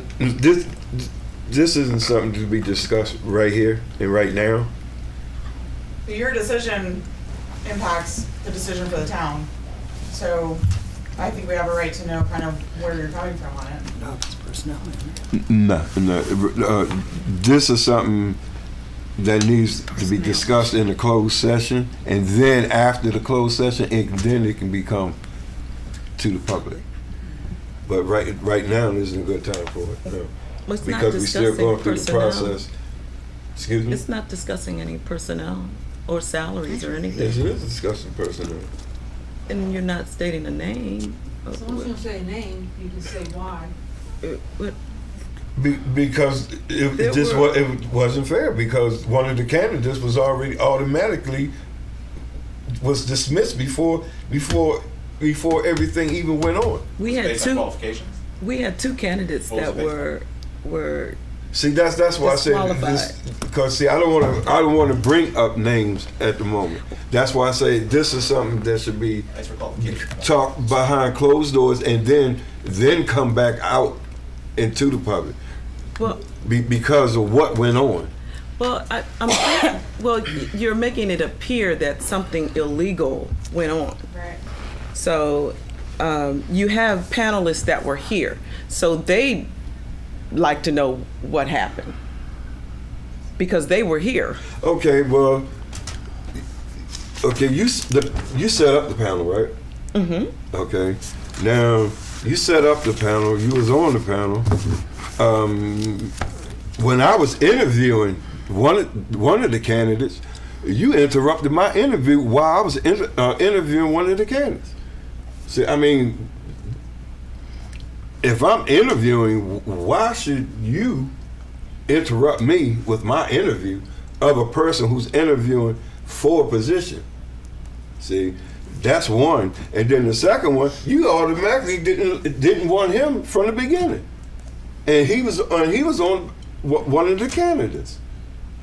So I didn't think it was fair. It wasn't fair at all. May I say something? Yes. The reason, I guess, You can come up to the. why at some point you did come in was because you were going on a like 20-minute back and forth with that candidate. No, and it wasn't no 20 minutes. It might not be. There was one thing in particular that I asked about, and I was trying to get a better viewpoint. If a person's interviewing for a job, if it takes an hour, if I'm interviewing him, I need to know these things. Yes. I want to get specific about the answer that he gave me. Okay. See, that's why, because of what he said about that lady. That's the reference about that lady in the booth, and it might seem to you or to someone else that I was going on and on. Yes, I'm going on and on because I want to get it in my head exactly why didn't you do something a certain way. Now, if you trying to be a chief of police where I'm at, I want to know how you're going to handle something in a certain situation. That's why I got deep, because the question was something to get deep into. I understand. It's not something you just okay, yeah, okay. But I mean, I don't have much experience in the professional anything, but I feel like a way you take things is you ask the question, you get an answer, you may ask a follow-up, and you just take that into it. And then you think about it. Okay, well, I don't like this person because they did this and this and this. You kept going on to that, which is, it's not a bad thing, but you were also going at it very aggressively. As of my point of view, as of where I was, that's how I felt I'm going to assume a lot of other people on the panel was taking it, and that is probably not as professional as what everyone was hoping for. I'm not saying it was 20 minutes. It could have been 2 minutes. Well, the chief left because we discussed that. The chief that was just there, we discussed that question. Okay. See, we had discussed that question. And I was in my right to question him the way I did. But I shouldn't have been stopped from questioning him if I'm interviewing. See, I'm interviewing. I'm asking the question. I want my answers. I don't want something that's just going to, and just take anything. No, I want to know exactly why this, that, and that. Why? Because everything became a why. Well, why? But why? That's the thing, is that when you're interviewing someone. But see, the thing is, you're a chief, you're the police officer, and the questions that I was asking, you didn't want to do nothing. To me, sound like you didn't really want to do anything about it because you continue to let this person live that lifestyle. You're acting in the interview like you're acting right now, then I think she had full right to rein you in and maybe. And it went on a lot longer. I mean, every panel always has a moderator, somebody to keep things on track. I mean, if you were badgering the interviewee... No, it wasn't nothing like that. No. And the other thing I don't understand is you said there was a candidate that never got the chance to interview, but you're bringing up a candidate that was interviewed as the example. I don't see the correlation. I don't see how you're answering the question that we originally asked. What? You had said originally there was a candidate that he was dismissed before he got a chance to interview. But you were already interviewed. You're telling me about a guy you interviewed. So he was being interviewed, but he didn't have a chance. Why? Because there was a vote. There was a consensus vote. So where did that unfairness come from? It came from a meeting, and it was already said before we even had the panel. So the that they didn't want that person. So the panelists didn't vote. No, they didn't know nothing about it. So the panelists didn't know anything about it. How were they influenced by this decision? I said the candidate didn't have a chance. Pretty much didn't have a chance because it was already prejudiced against that person before we even had the panel. So everybody on the panel had that prejudice? No. But they didn't know anything about it. Yeah, So doesn't make sense. Yeah, but the person that set up the panel, who's running the panel and everything, they were, you know, that's the one. That's the one. She only gets one vote, just like everybody else. Every single. No, Oh, she no. didn't vote? No, because we filled out. We did the paper. When we filled out the paper went to her to make for a final decision. So you think that she took the papers and ignored them for her benefit? But we've had 3 people speak about who they choose tonight, which is representative of the panel. So He chose the same person. The person that was most qualified. Yes. Yeah. Okay. The person, regardless of that, the person. But I'm just saying, the person. It was already prejudiced against the person. One of the candidates automatically. Mayor? Regardless how it went. I understand what you're saying. I'm trying to understand. If you do understand that there was a prejudice against a certain person, that person was still asked the same questions as every other candidate. Whether there was a prejudice or not, we took all of their answers to a point where it's like, okay, maybe I don't like this person, but they seem to be the most qualified. I kind of have to go against my personal bias and go by the facts and what's on the paper and what's everyone else is agreeing upon. Because I did feel like that at some point. I was like, well, I don't know. Do I really like this person? And I realized everyone else's opinion. I'm like, you know what? They're right. And it's kind of like a matter of you're going to have to separate yourself from certain situations. You have to understand. And then there was no precedence against or for any specific candidate. Everyone was asked the same questions. Everyone answered differently, clearly. They're all different people. I missed the point. We all did. Yeah, Can I ask one question? The gentleman that was most qualified, did everybody agree that there was one gentleman that was the most qualified for the job? You said you agreed that the one gentleman was the most qualified. Do you all agree that this one gentleman was the most qualified? Based on what we were given to score the person, yes, he was the most qualified. He was the most polished, the most refined, but we also, Was he the most qualified? Yes or no? I mean, you don't have to he scored higher. He scored higher than the other 2 candidates. Okay, again, was he the most qualified? Well, I'm also Not including. qualified. I'm also He including the scored fact that you, yeah. I'm also including the fact that Captain Sullivan has I'm tested. sorry. He has tested. He has passed the test by showing leadership for the past 14 months. Okay. So I'm including that into my decision. But I'm not asking your final decision, but I'm just saying one gentleman was overwhelmingly the most qualified person. That's all I'm asking. I'm not asking anything else, yes or no. One person scored higher than the other 2. based on qualifications that were predetermined by the sheet that we had to score. this group. To score. We had a score sheet. Okay. By the score sheet. And the score sheet based on the scores that he received. Who determined the score sheet? Like, was that a discussion beforehand? Who determined that, Tracy? It wasn't us. I don't know. Who determined the sheet? Who made up the questions? We had it. It was the same scoring that we used when I hired the. Was it sort of the same one with Chief Walker? With Chief Walker. Okay. Okay. Then I know that was made from other Chief Walker and our town administrator. Yeah, but but it was mainly the same one that we used for our chiefs, and also Bladensburg uses the same one. Okay. So it was very fair. It wasn't biased in any way. So going back to one of the things I keep bringing up, the trust issue. The residents know that there was a gentleman, that was qualified, the best out of the 3 candidates. Again, they think that the council and mayor are going to try to hide something because they're not hiring this gentleman. It's a trust issue, and you guys, as long as I've lived in this town for, I'm getting close to 40 years, we've had many trust issues with police department, and Bill, you know the shambles you came into. Well, being a former Coleman Manor resident and Berwyn Heights officer, I've heard a lot, yes. Yeah, so, we had a terrible problem with We didn't our have a panel police for department Chief in the Walker. past.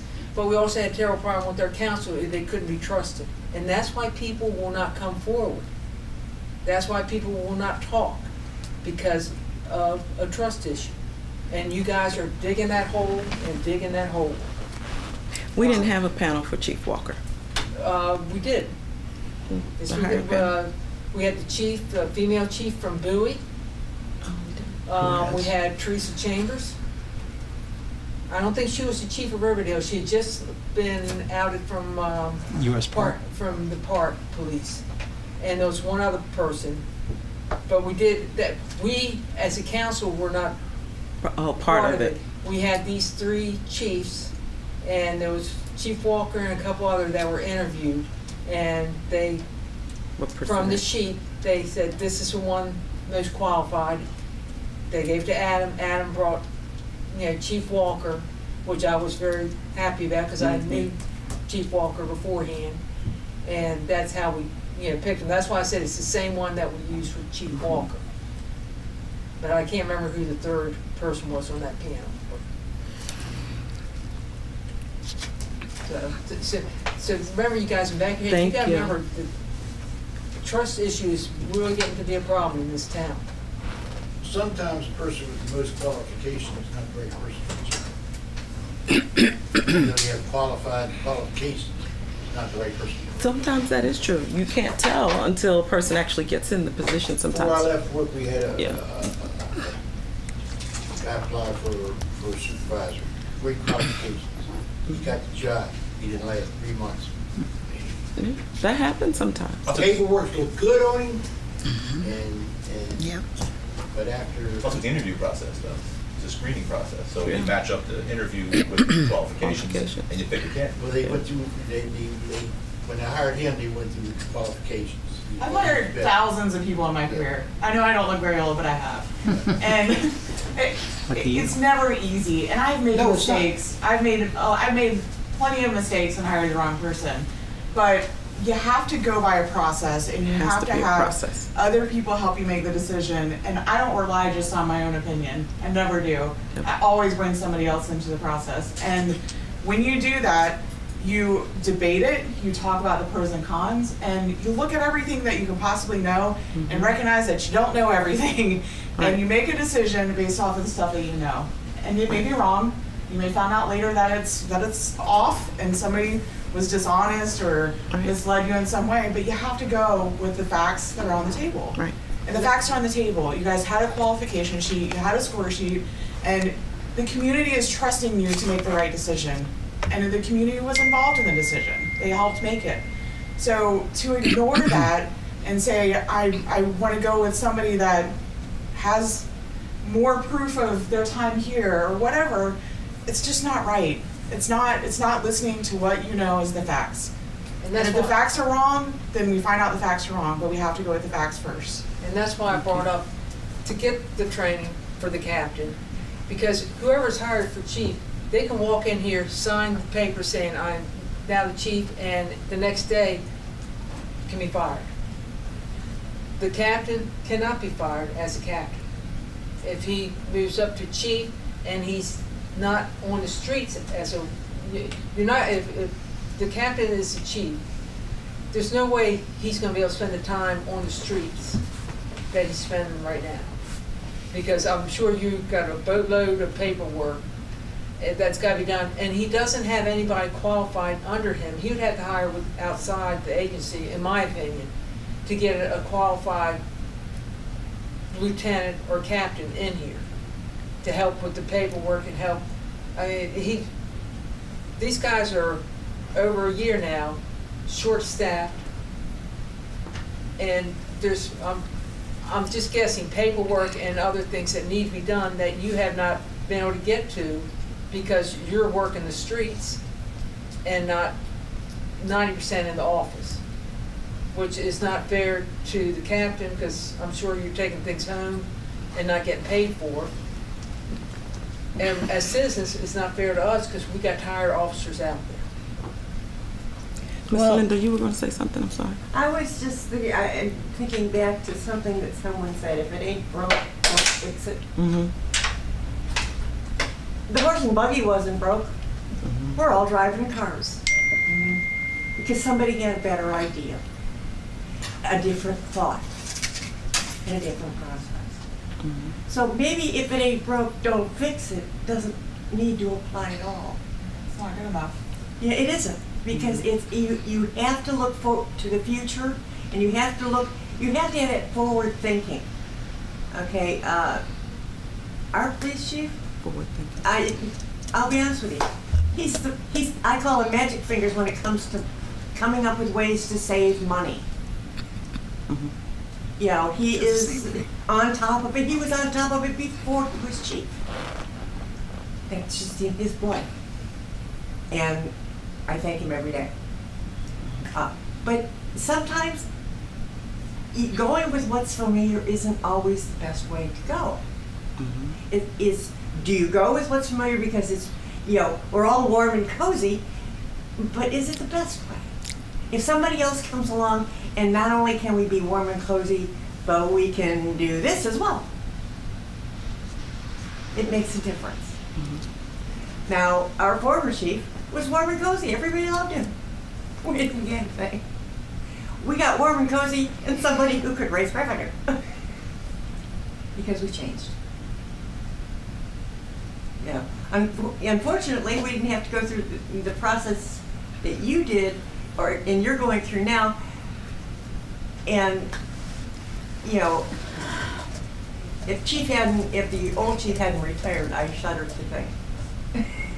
Everybody loved him, but the false sense of security was there when he said, we went a whole 3 weeks with no tickets. We would have 5 incidents in Upper Marlboro, 5, for the whole month. And I'm going, I live here, I know there's more than 5. Where are they? Well, they're not downtown, so we don't report them. I said, the town is only little. Look how little we are. How can you not report them? But it made people feel safe, and that's what he wanted to do. Make people feel safe. So who hired your police chief? So how was he hired? He was hired by the commission. By the council. Well, yeah. You all are called commissioners, right? Okay. And when he was, like I said, perfect fit, and he worked well with the people, and the people had input because they knew him. You know, and believe me, our people are very outspoken. You think yours are? Throw controversy on our commission, and we get our people too. You know, but just because it ain't broken, and you don't think it doesn't need fixing. It needs tweaking, maybe. And the more you can do that, the better you are. You got to keep going forward, because ain't broke, don't fix it is status quo. I agree with what you're saying, but it's funny because, and I respect your passion and you guys taking the time to come out. But if you guys were here last week, it would have been a more even, because last week we had more people pro Captain Sullivan. This week we have more people pro a different chief. So we want to be respectful of all the residents' needs and concerns. But you guys are outspoken right now because you guys are here. But last week we had the same batch on the other side. So we've got to be fair and weigh everybody's concerns, because there are people who spoke up and spoke highly about Chief Captain Walker. No, I'm saying negatively, but I'm saying your passion for hiring the chief. We had that same passion on the other side last week. I feel like taking into consideration what you guys said about what a great job he's done, and how you would like to see the it's not broke, don't fix it mentality. Well, I'm not really saying that. I think, if you bring in this candidate who seems like he scored very highly, you get the best of both worlds, because you have a new chief with great ideas and great qualifications, and the council of Captain Sullivan, guiding him on the ways of the town. To me, that's a no-brainer. You're getting the best of both worlds. You're getting improvement. You're getting forward momentum. You're getting an additional body on the police force. I don't even see why this is being debated. It just seems like the obvious choice. And the things that he can bring in for the captain, that the captain might not have picked up from Chief Walker, or Chief Walker never brought up. It's kind of gonna. You're the lame duck. And the question, and I still not gonna press for an answer, is you all want Captain to be the chief. How do you know he still wants to be the chief? What if he says, I don't, if the captain says, no, take my name out of consideration, then what do y'all want to do? But he hasn't done that. No, I'm asking He has you, an opportunity. what, if he takes his name out of consideration, then what? But that's a hypothetical. Why would be? As far as I know, he's still interested in the position. Well, I'm not asking that. I'm asking a direct question. What if he took his name out? Then would you want to hire this other gentleman?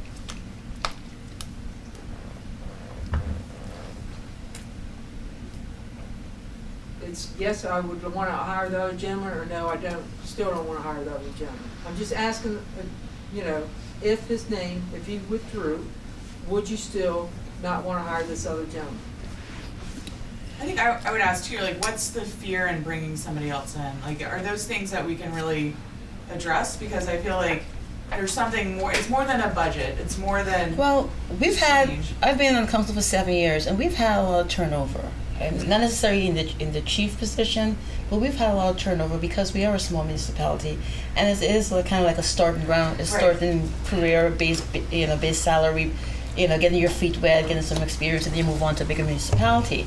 So, with that being said, and with the fact with the turnover, there's no guarantee that we might hire this new chief, and there's no guarantee that a year from now he would be here.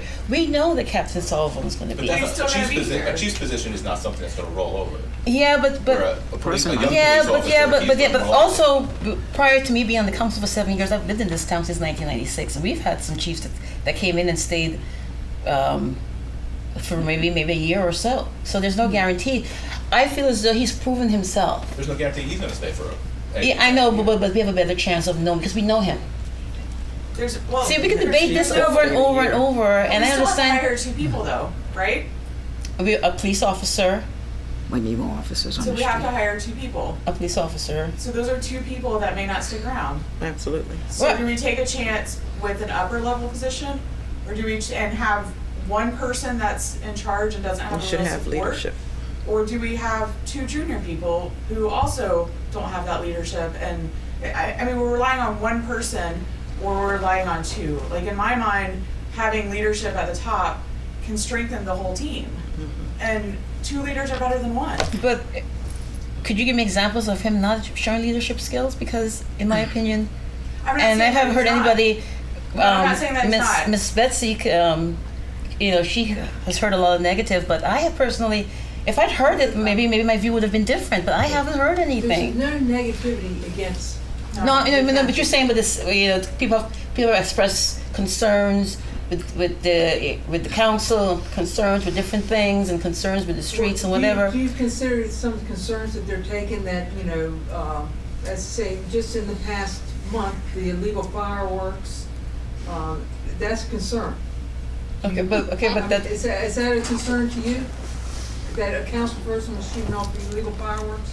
It's not a concern to me, no. A council person? A council person shooting off illegal fireworks in the town. So what does that have to do with the hiring the chief of police? No, I'm telling because they feel that you don't want to hire, the council don't want to hire a person, a chief, because you shoot on fireworks. That's a lot of. No. Listen. They all feel comfortable with them, and that illegal things are happening within the council. And I used one example was the fireworks. That's illegal in Prince George's County. And they're saying, well, if they're doing this, is this why they don't want to hire a chief? Yeah, but that's stretching. That's really stretching. No, it's not stretching. Because at the end of the day, safety comes first, and we want. Illegal fireworks is a safety issue that was done. That's safety. So you're going to tell me, whatever council person shot off the illegal fireworks, that's okay. Yeah, that's safe. That's not safe. Who shut off the fireworks? I'm not gonna say the person's name, but this has happened. So let me ask the It's question. certainly a safety issue, It's right? a I big mean, safety Miss Lane, Yeah. the house next door to yours, like, nearly burned to the ground 2 years ago, right? Like this. Because the fire hydrants were frozen. So, irrespective, like we have old houses around here. Like, it's not a great thing. But for me,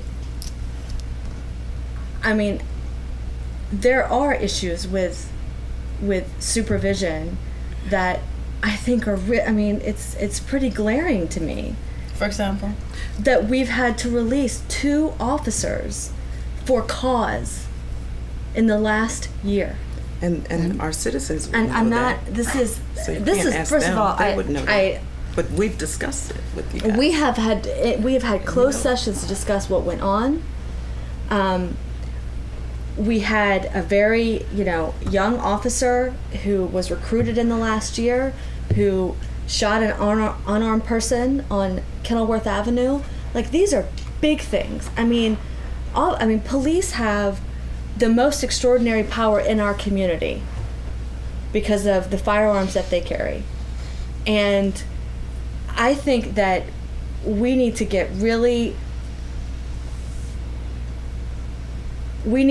be very serious about the risk that we take on in not grappling with what's happened over the last year and not making a change as a result of it. I am not laying it at the feet of the captain, but he has been the person that was in charge when these things happened. So for me, I think that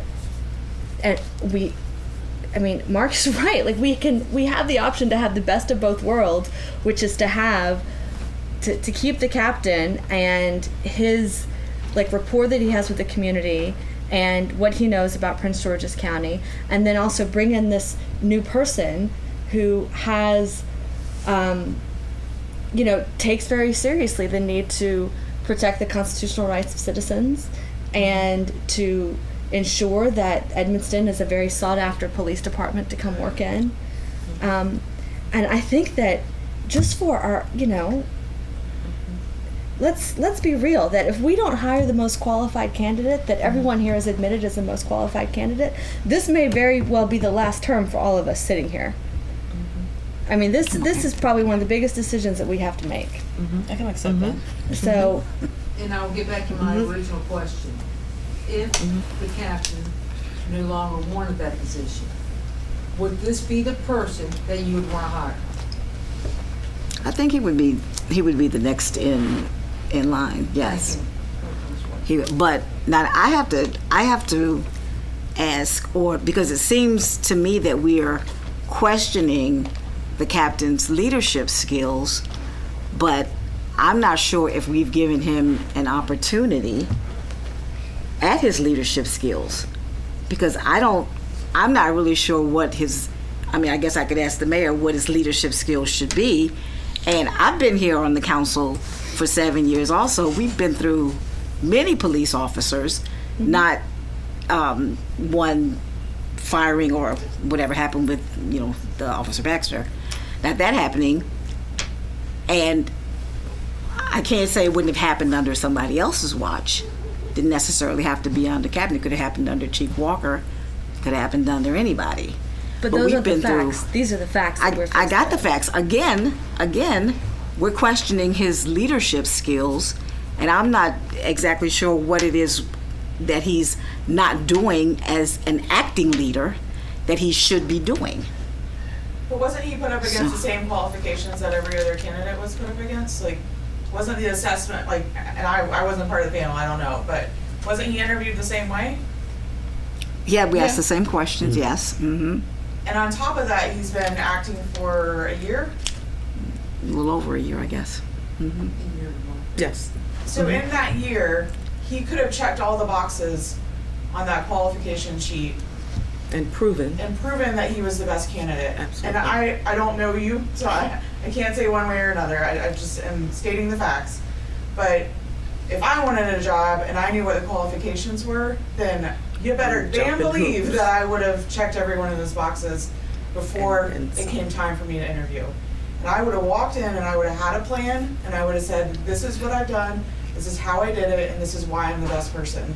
And there would have been no doubt whatsoever that I was the top, best qualified candidate. If it meant I needed training on my own time, I would have gotten it.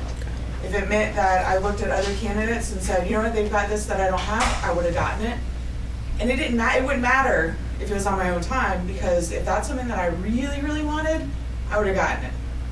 So when you look at the opportunity there, it's obvious to me that if there's somebody that's qualified, they're qualified. And if there's somebody that's not, then let's help that person get there. But right now he's just not. And I don't see why there's a debate about it. If I may at least defend Sure, myself a little bit, I had no idea what the qualifications as far as the oral board was or the qualifications of the other candidates. So I understand and I agree with what you're saying. If I'd known I needed to do this, and this, I would have done it. Did you ask? I wasn't told about the interview until like 3 days before. So you knew that the position was open for a year.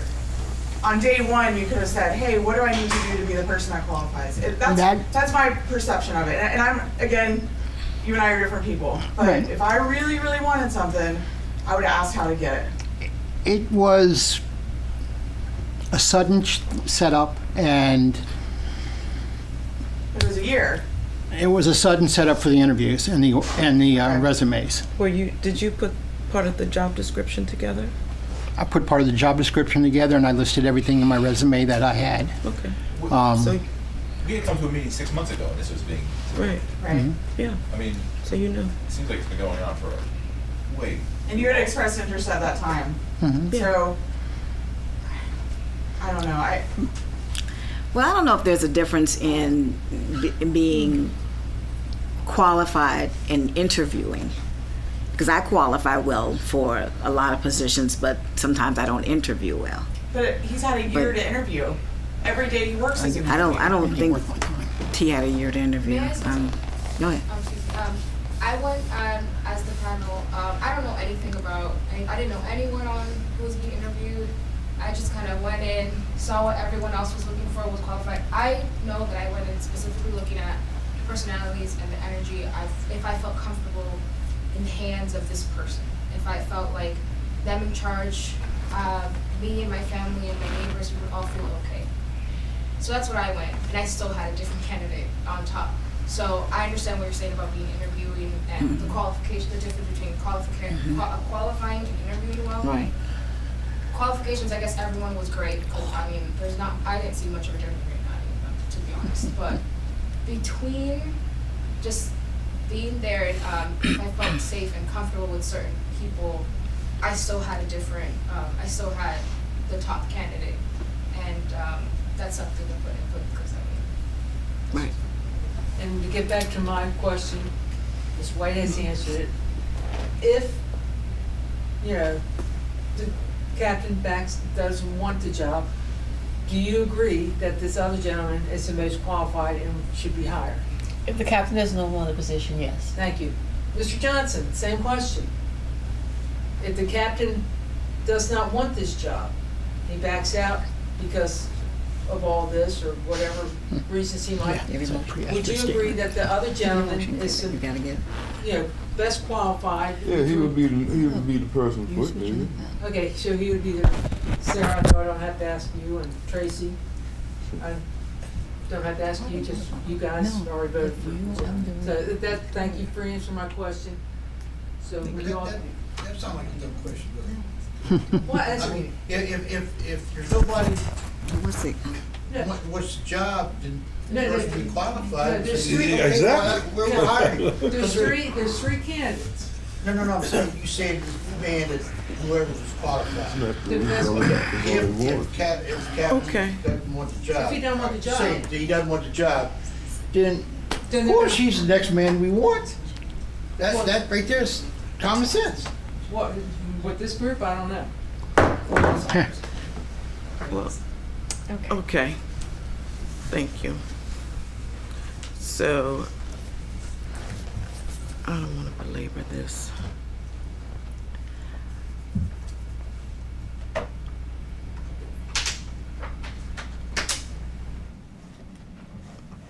Where's the lawyer? How come she's there? There's no need for her to be here.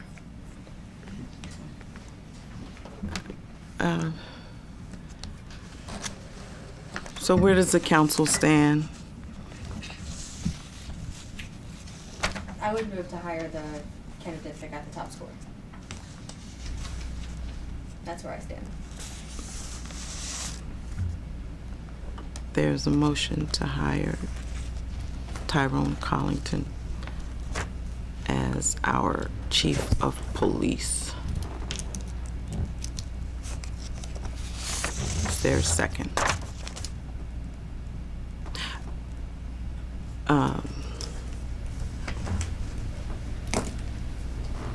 You can second this, can't you? Because it's Wait.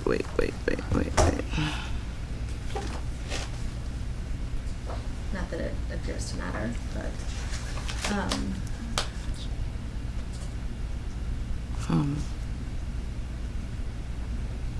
because it's upon recommendation of the mayor, the majority of the mayor and town council shall appoint the town administrator and chief of police. So unlike ordinary circumstances where the mayor is just a tiebreaker,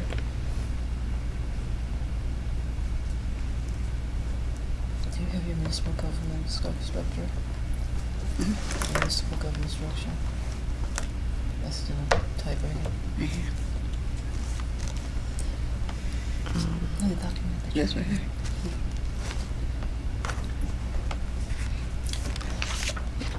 So,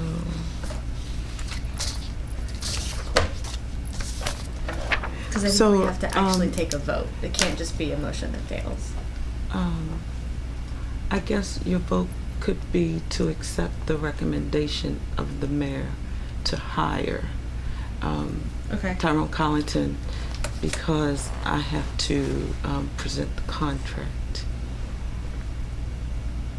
So, So I I'd like move everyone to review the accept contract. the recommendation of the mayor to hire Tyrone Collington as the Edmonton chief of police.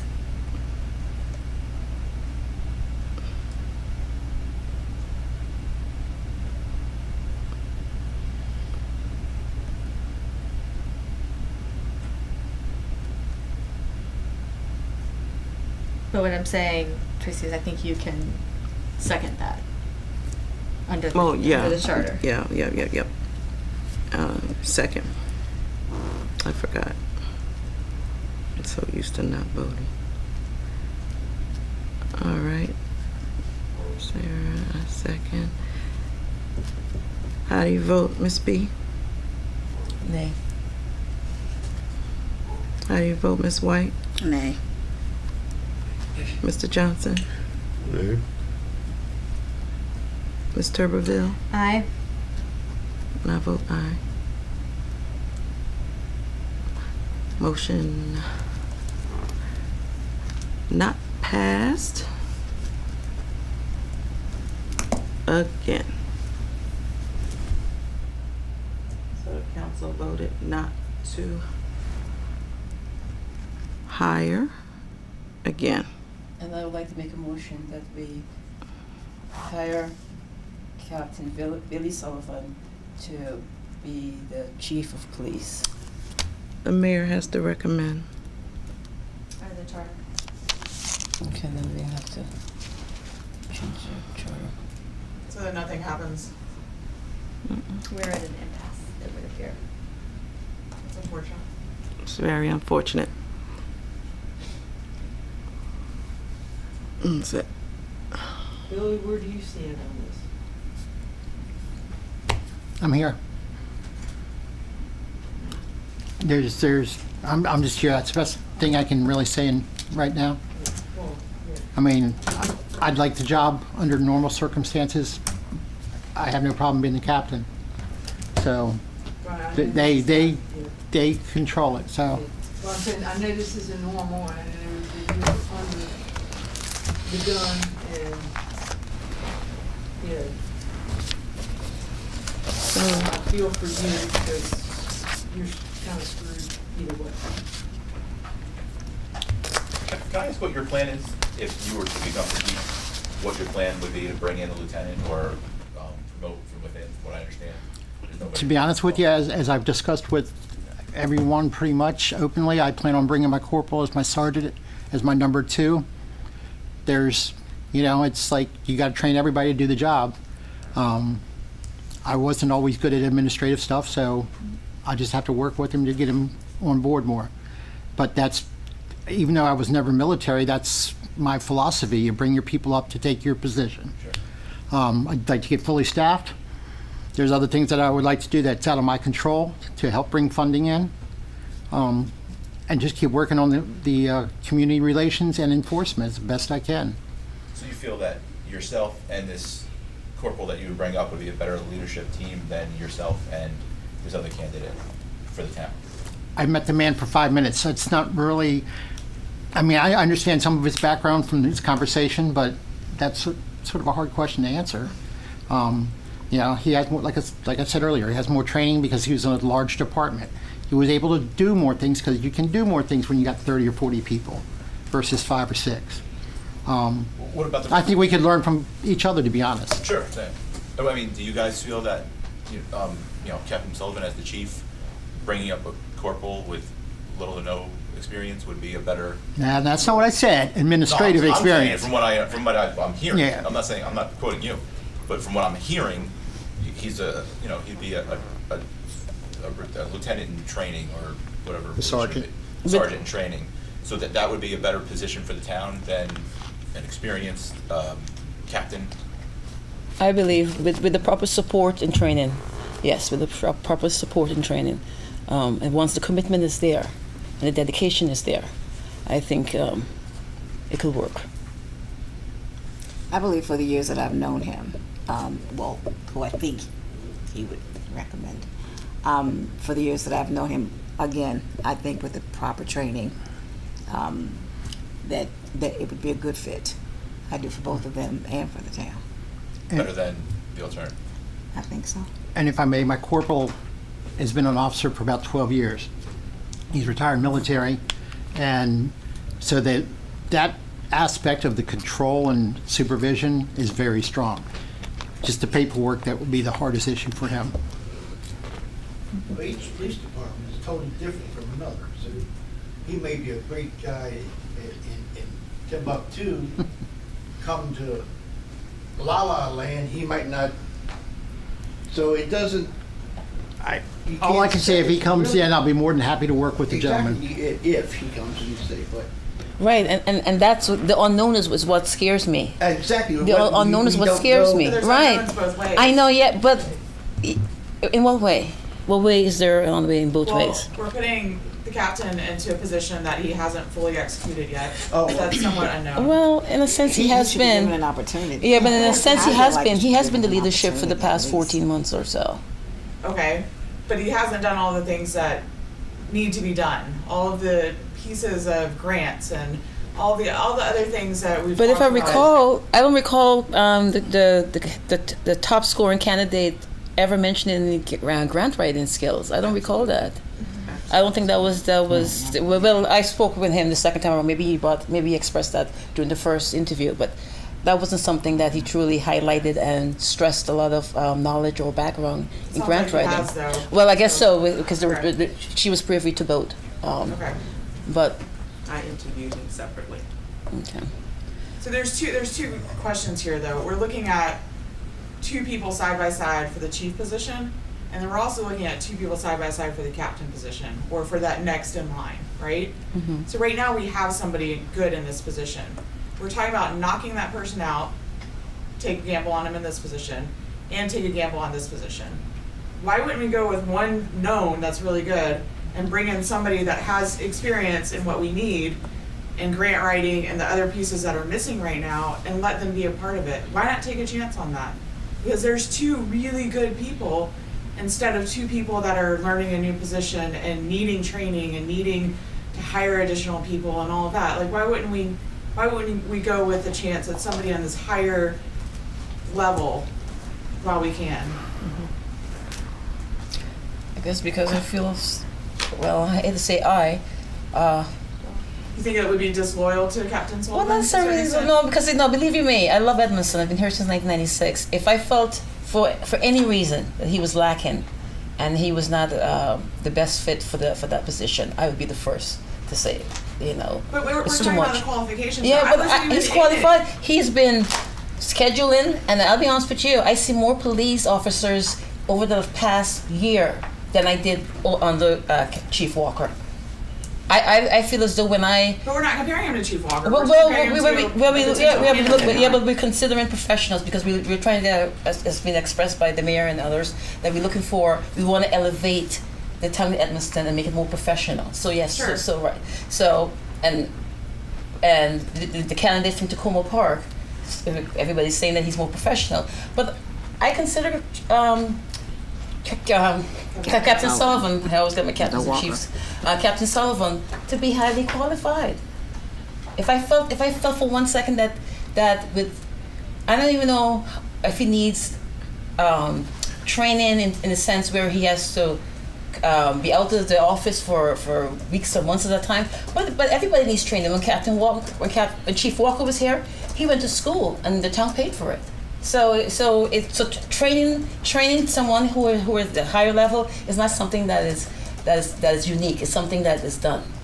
Absolutely, yeah. I just think that when we have somebody that all of you agreed was the top qualified candidate, I don't know why we're ignoring that. Yeah, but three council members agreed that, and we voted. This is like the fourth or fifth time we've made the same vote, that we feel comfortable and we think that he would be the best fit as chief. But you also said that he's not as qualified as this other candidate.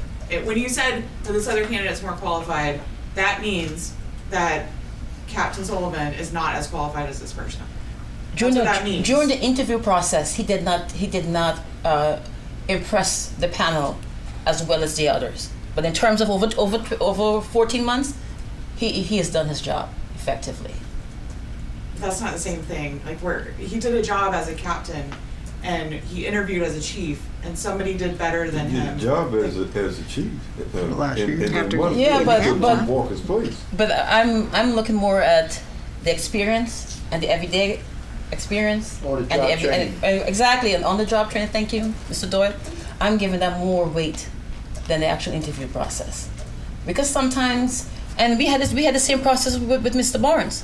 Mr. Barnes did not interview well, because I remember having this conversation when we did the town administrator, and there were 6 candidates when we interviewed for the town Mr. administrator. Barnes interviewed very well. No. Well, the first time around when Adam and myself were on the panel, he was not the top 3. And then I remember having a conversation with you, and I said to you, I said, there's value in a second interview. I said, because he did not impress us the first time around, and you spoke highly of him, and I said to you, there's value in a second interview. Mm-hmm. I didn't interview him the first time. So we can't just really base. But when you guys set up this interview process, did you all go into it with the mindset of the top candidate would be the one that you would move forward with? No. What? No. We didn't. It wasn't laid out to us. It was not laid out to us like that. It was like, to be honest with you, I chose not to be part of the panel because I knew what I wanted, and I didn't want to waste any more time because I've been expressing my concerns. I was asked by the mayor to come and just oversee and just look and get an understanding as to who the 3 candidates were. So when I came and I even said I'm not part of the panel, but somehow I got pushed into it. And which as a council member, I took my responsibility of getting involved. But honestly speaking, I did not. And Tracy, you can. I think you're doing a fine job. No. I'm saying, I never committed to when you set out the dates. I never committed to a date. I never did. You know that, right? Are you gonna? I never agreed to a date because you asked everybody, and I never agreed to a date because I knew I did not want to waste the time because I knew my decision was made. So when you chose not to be a part of that, though, you let your decision be made by somebody else. No, because we were told, go through the process, and after the process is done, we're going to vote. So I let that happen, and when we voted, we voted. And then we came back, we had to vote again, and keep voting again, and keep voting again. So what you're. So there was never a clear meeting of minds. There was never a clear meeting of the minds, and that was the problem. You had Yes, ma'am. I think at the end of the day, when we all look at this, we at the dais, we are all public servants. And we are here to serve you all as the people. You all pay our salary. The public voted you all in. And at some point, they held us to a standard to provide services, whether it was safety, whether it's grant services. We are held to a certain standard. So Mayor Gant went through the process. There was nothing biased about it. I was here for one of the interviews, so there was nothing biased about it. There was an interview panel to make sure that it was fair and that it went through. Now, Mayor Gant could have selected. She didn't have to go through a process, but a process was made, and it was made to go through to make sure that the top candidate, I don't have anything against Captain Sullivan, but I think as a duty of all of us, we are supposed to sit here and make the best decisions for those that we serve, which are the ones that are sitting here.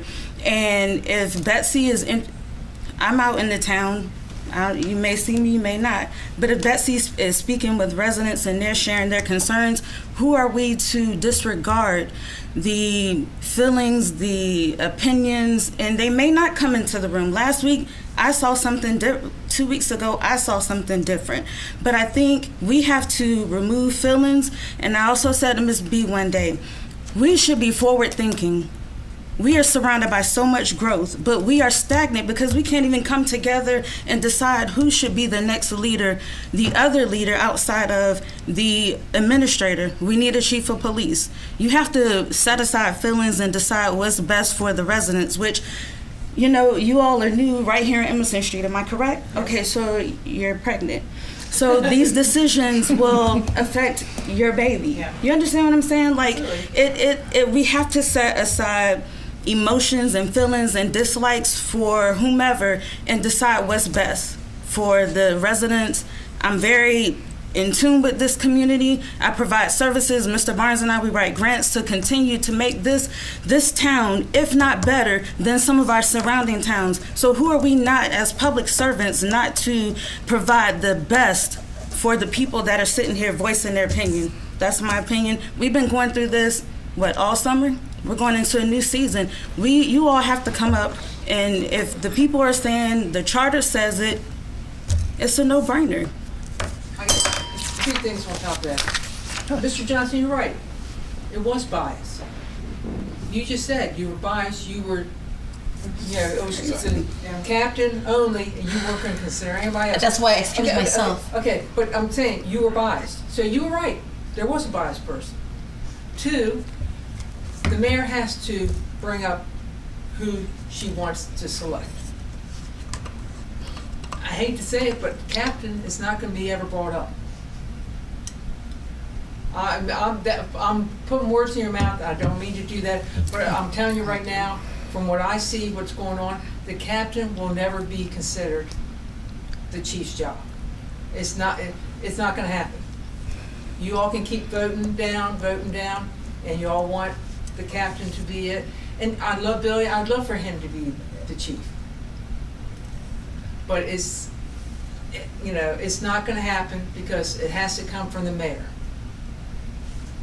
And the mayor is never going to recommend the captain. So sit and think about that for a second. Unless he's the most qualified candidate. Yeah, well, if he's the most qualified candidate, yes. Right. But what she has now, she's going to keep bringing up this one candidate, this Captain Collington. Okay, got to write this down. So there you are. We're at a stalemate. And Billy, unfortunately, it's going to fall on your shoulders to say, you know what, I'm tired of this. I have a life, or I'm going to keep fighting to become the chief. Which, I don't know how many. I'm blunt.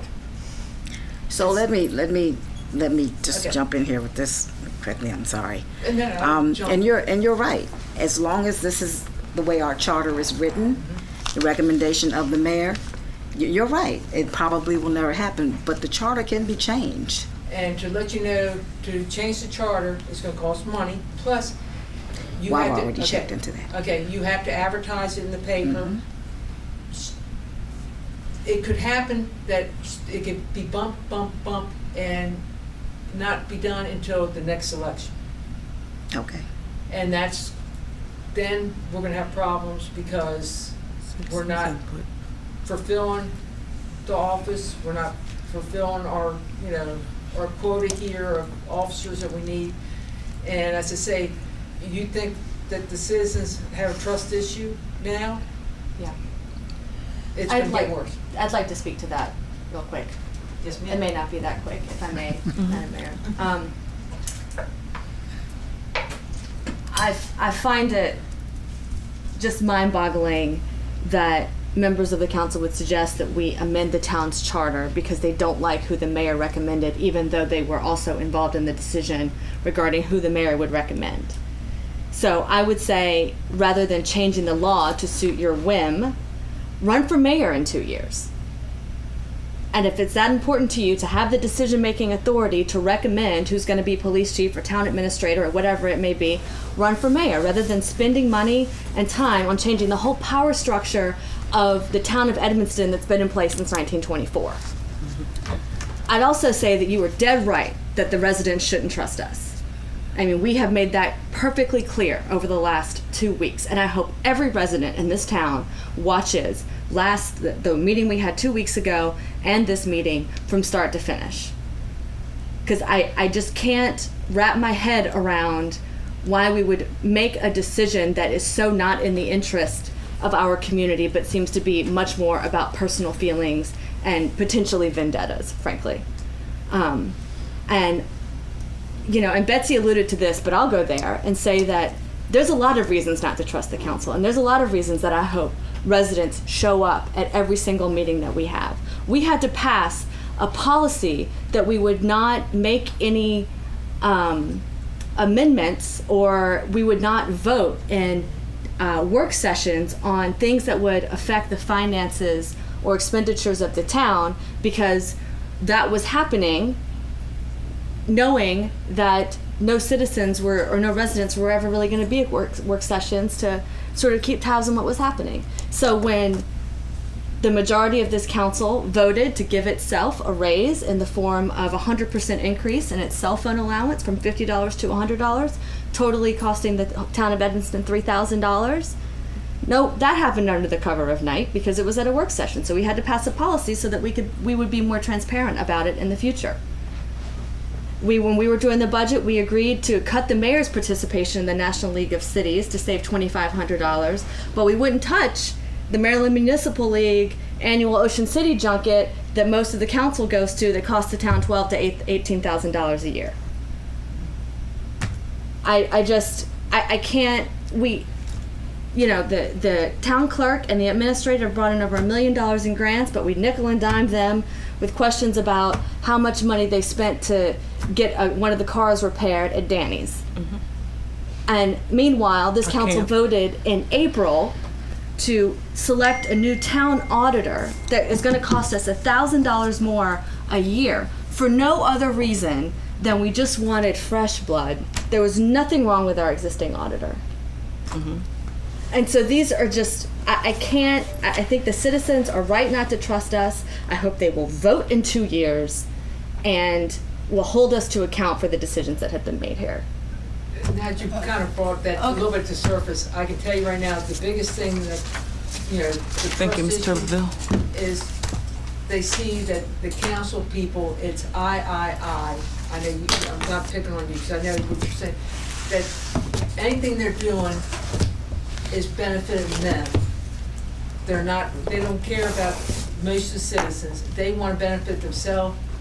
They want the next stepping stone. They want to line their pockets. They want to take things for granted, which, I'm not, they did give me specific people, specific incidents, which I'm not going to bring up because I didn't see it, and unless they say I can use their name and go into it, I'm not gonna, their trust is there, I'm not going to, but you might think that everybody is blinded by what's going on. They're not, and they are totally, people are peeved. So, all I can say is, So these people that use you for a mouthpiece instead of coming here and, and speaking up? because they don't trust you A lot guys. of people are. And you know what, and I don't blame them. Okay, and getting back to that vote that she mentioned about the stipend, that was done under the leadership of the mayor. So when you refer to the council, you need to refer to the mayor.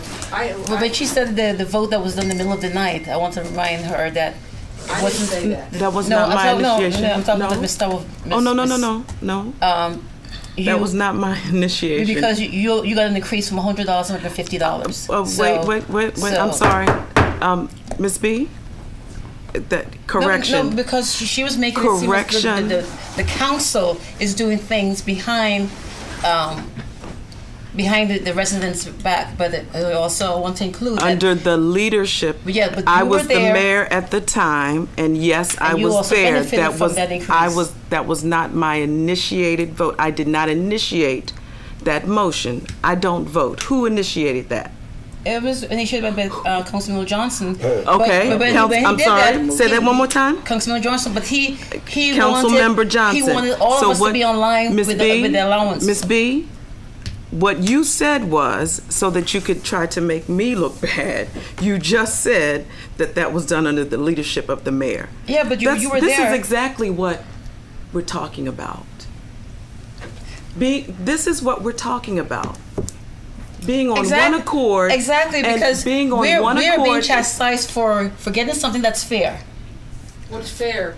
What's fair is that most of the Port Towns council members, they get a monthly stipend of $400. We get $200. You're talking about another town. No. Okay, I'm talking about. I said most municipalities we're the least compensated. Nobody does this to pay their bills. This is just a stipend. That's what it's called, a stipend. We did it for $100, and my $100 went right back into the town every month. Okay, but that's your choice, Okay, Bessie. that's my choice. That's But what your the choice. town doesn't like is you volunteered, you ran to, be on the council. No one put a gun to your head. No one said, come here, do this. But it seems like you guys are grabbing, you want more and more benefits. Well, no, I bet you differ.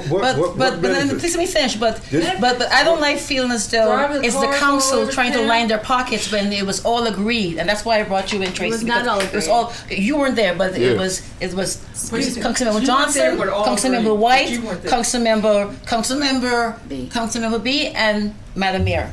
All four voted. I thought this was about the police chief. I know. She's taking it there. I know, and it's getting late. It really is getting late, and we just go in circles, I was just referencing that this is just, there's plenty of examples around, in my view, as to why residents may not trust the council. That's what I'm saying, Jack. Well, I think residents need to come. I think residents need to come forward. With the And council not just rely on somebody. Thank you. That one person. Thank you. We need to. I move to adjourn this meeting. I second that. I just one point of reference that concerns me. The captain made mention that he only talked with the candidate for 5 minutes. That concerns me because I know that you guys had conversation for almost an hour. I know he stopped by the town several times, and on one occasion you guys had a really in-depth conversation. Talked about your ideas and plans, and he was really excited to have this conversation with you. And so these are some of the things that concerns me with the leadership. And I didn't want to bring it up, but these are just some of the concerns that I have. So I'm going to leave it at that. But I really would love for this council just to be on one accord when it comes to making decisions for our community. I'm here for the community. Whatever we have personal against one another, we have to learn to leave it at the door. And when we serve, we're servants. Just as our town clerk said, we're servants for our community.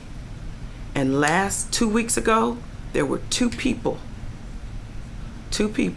that I recall that stood up for our captain. 2 people. Wasn't the room. So with that, there was a motion to adjourn and there was a second. All in favor, please indicate by saying aye. Aye.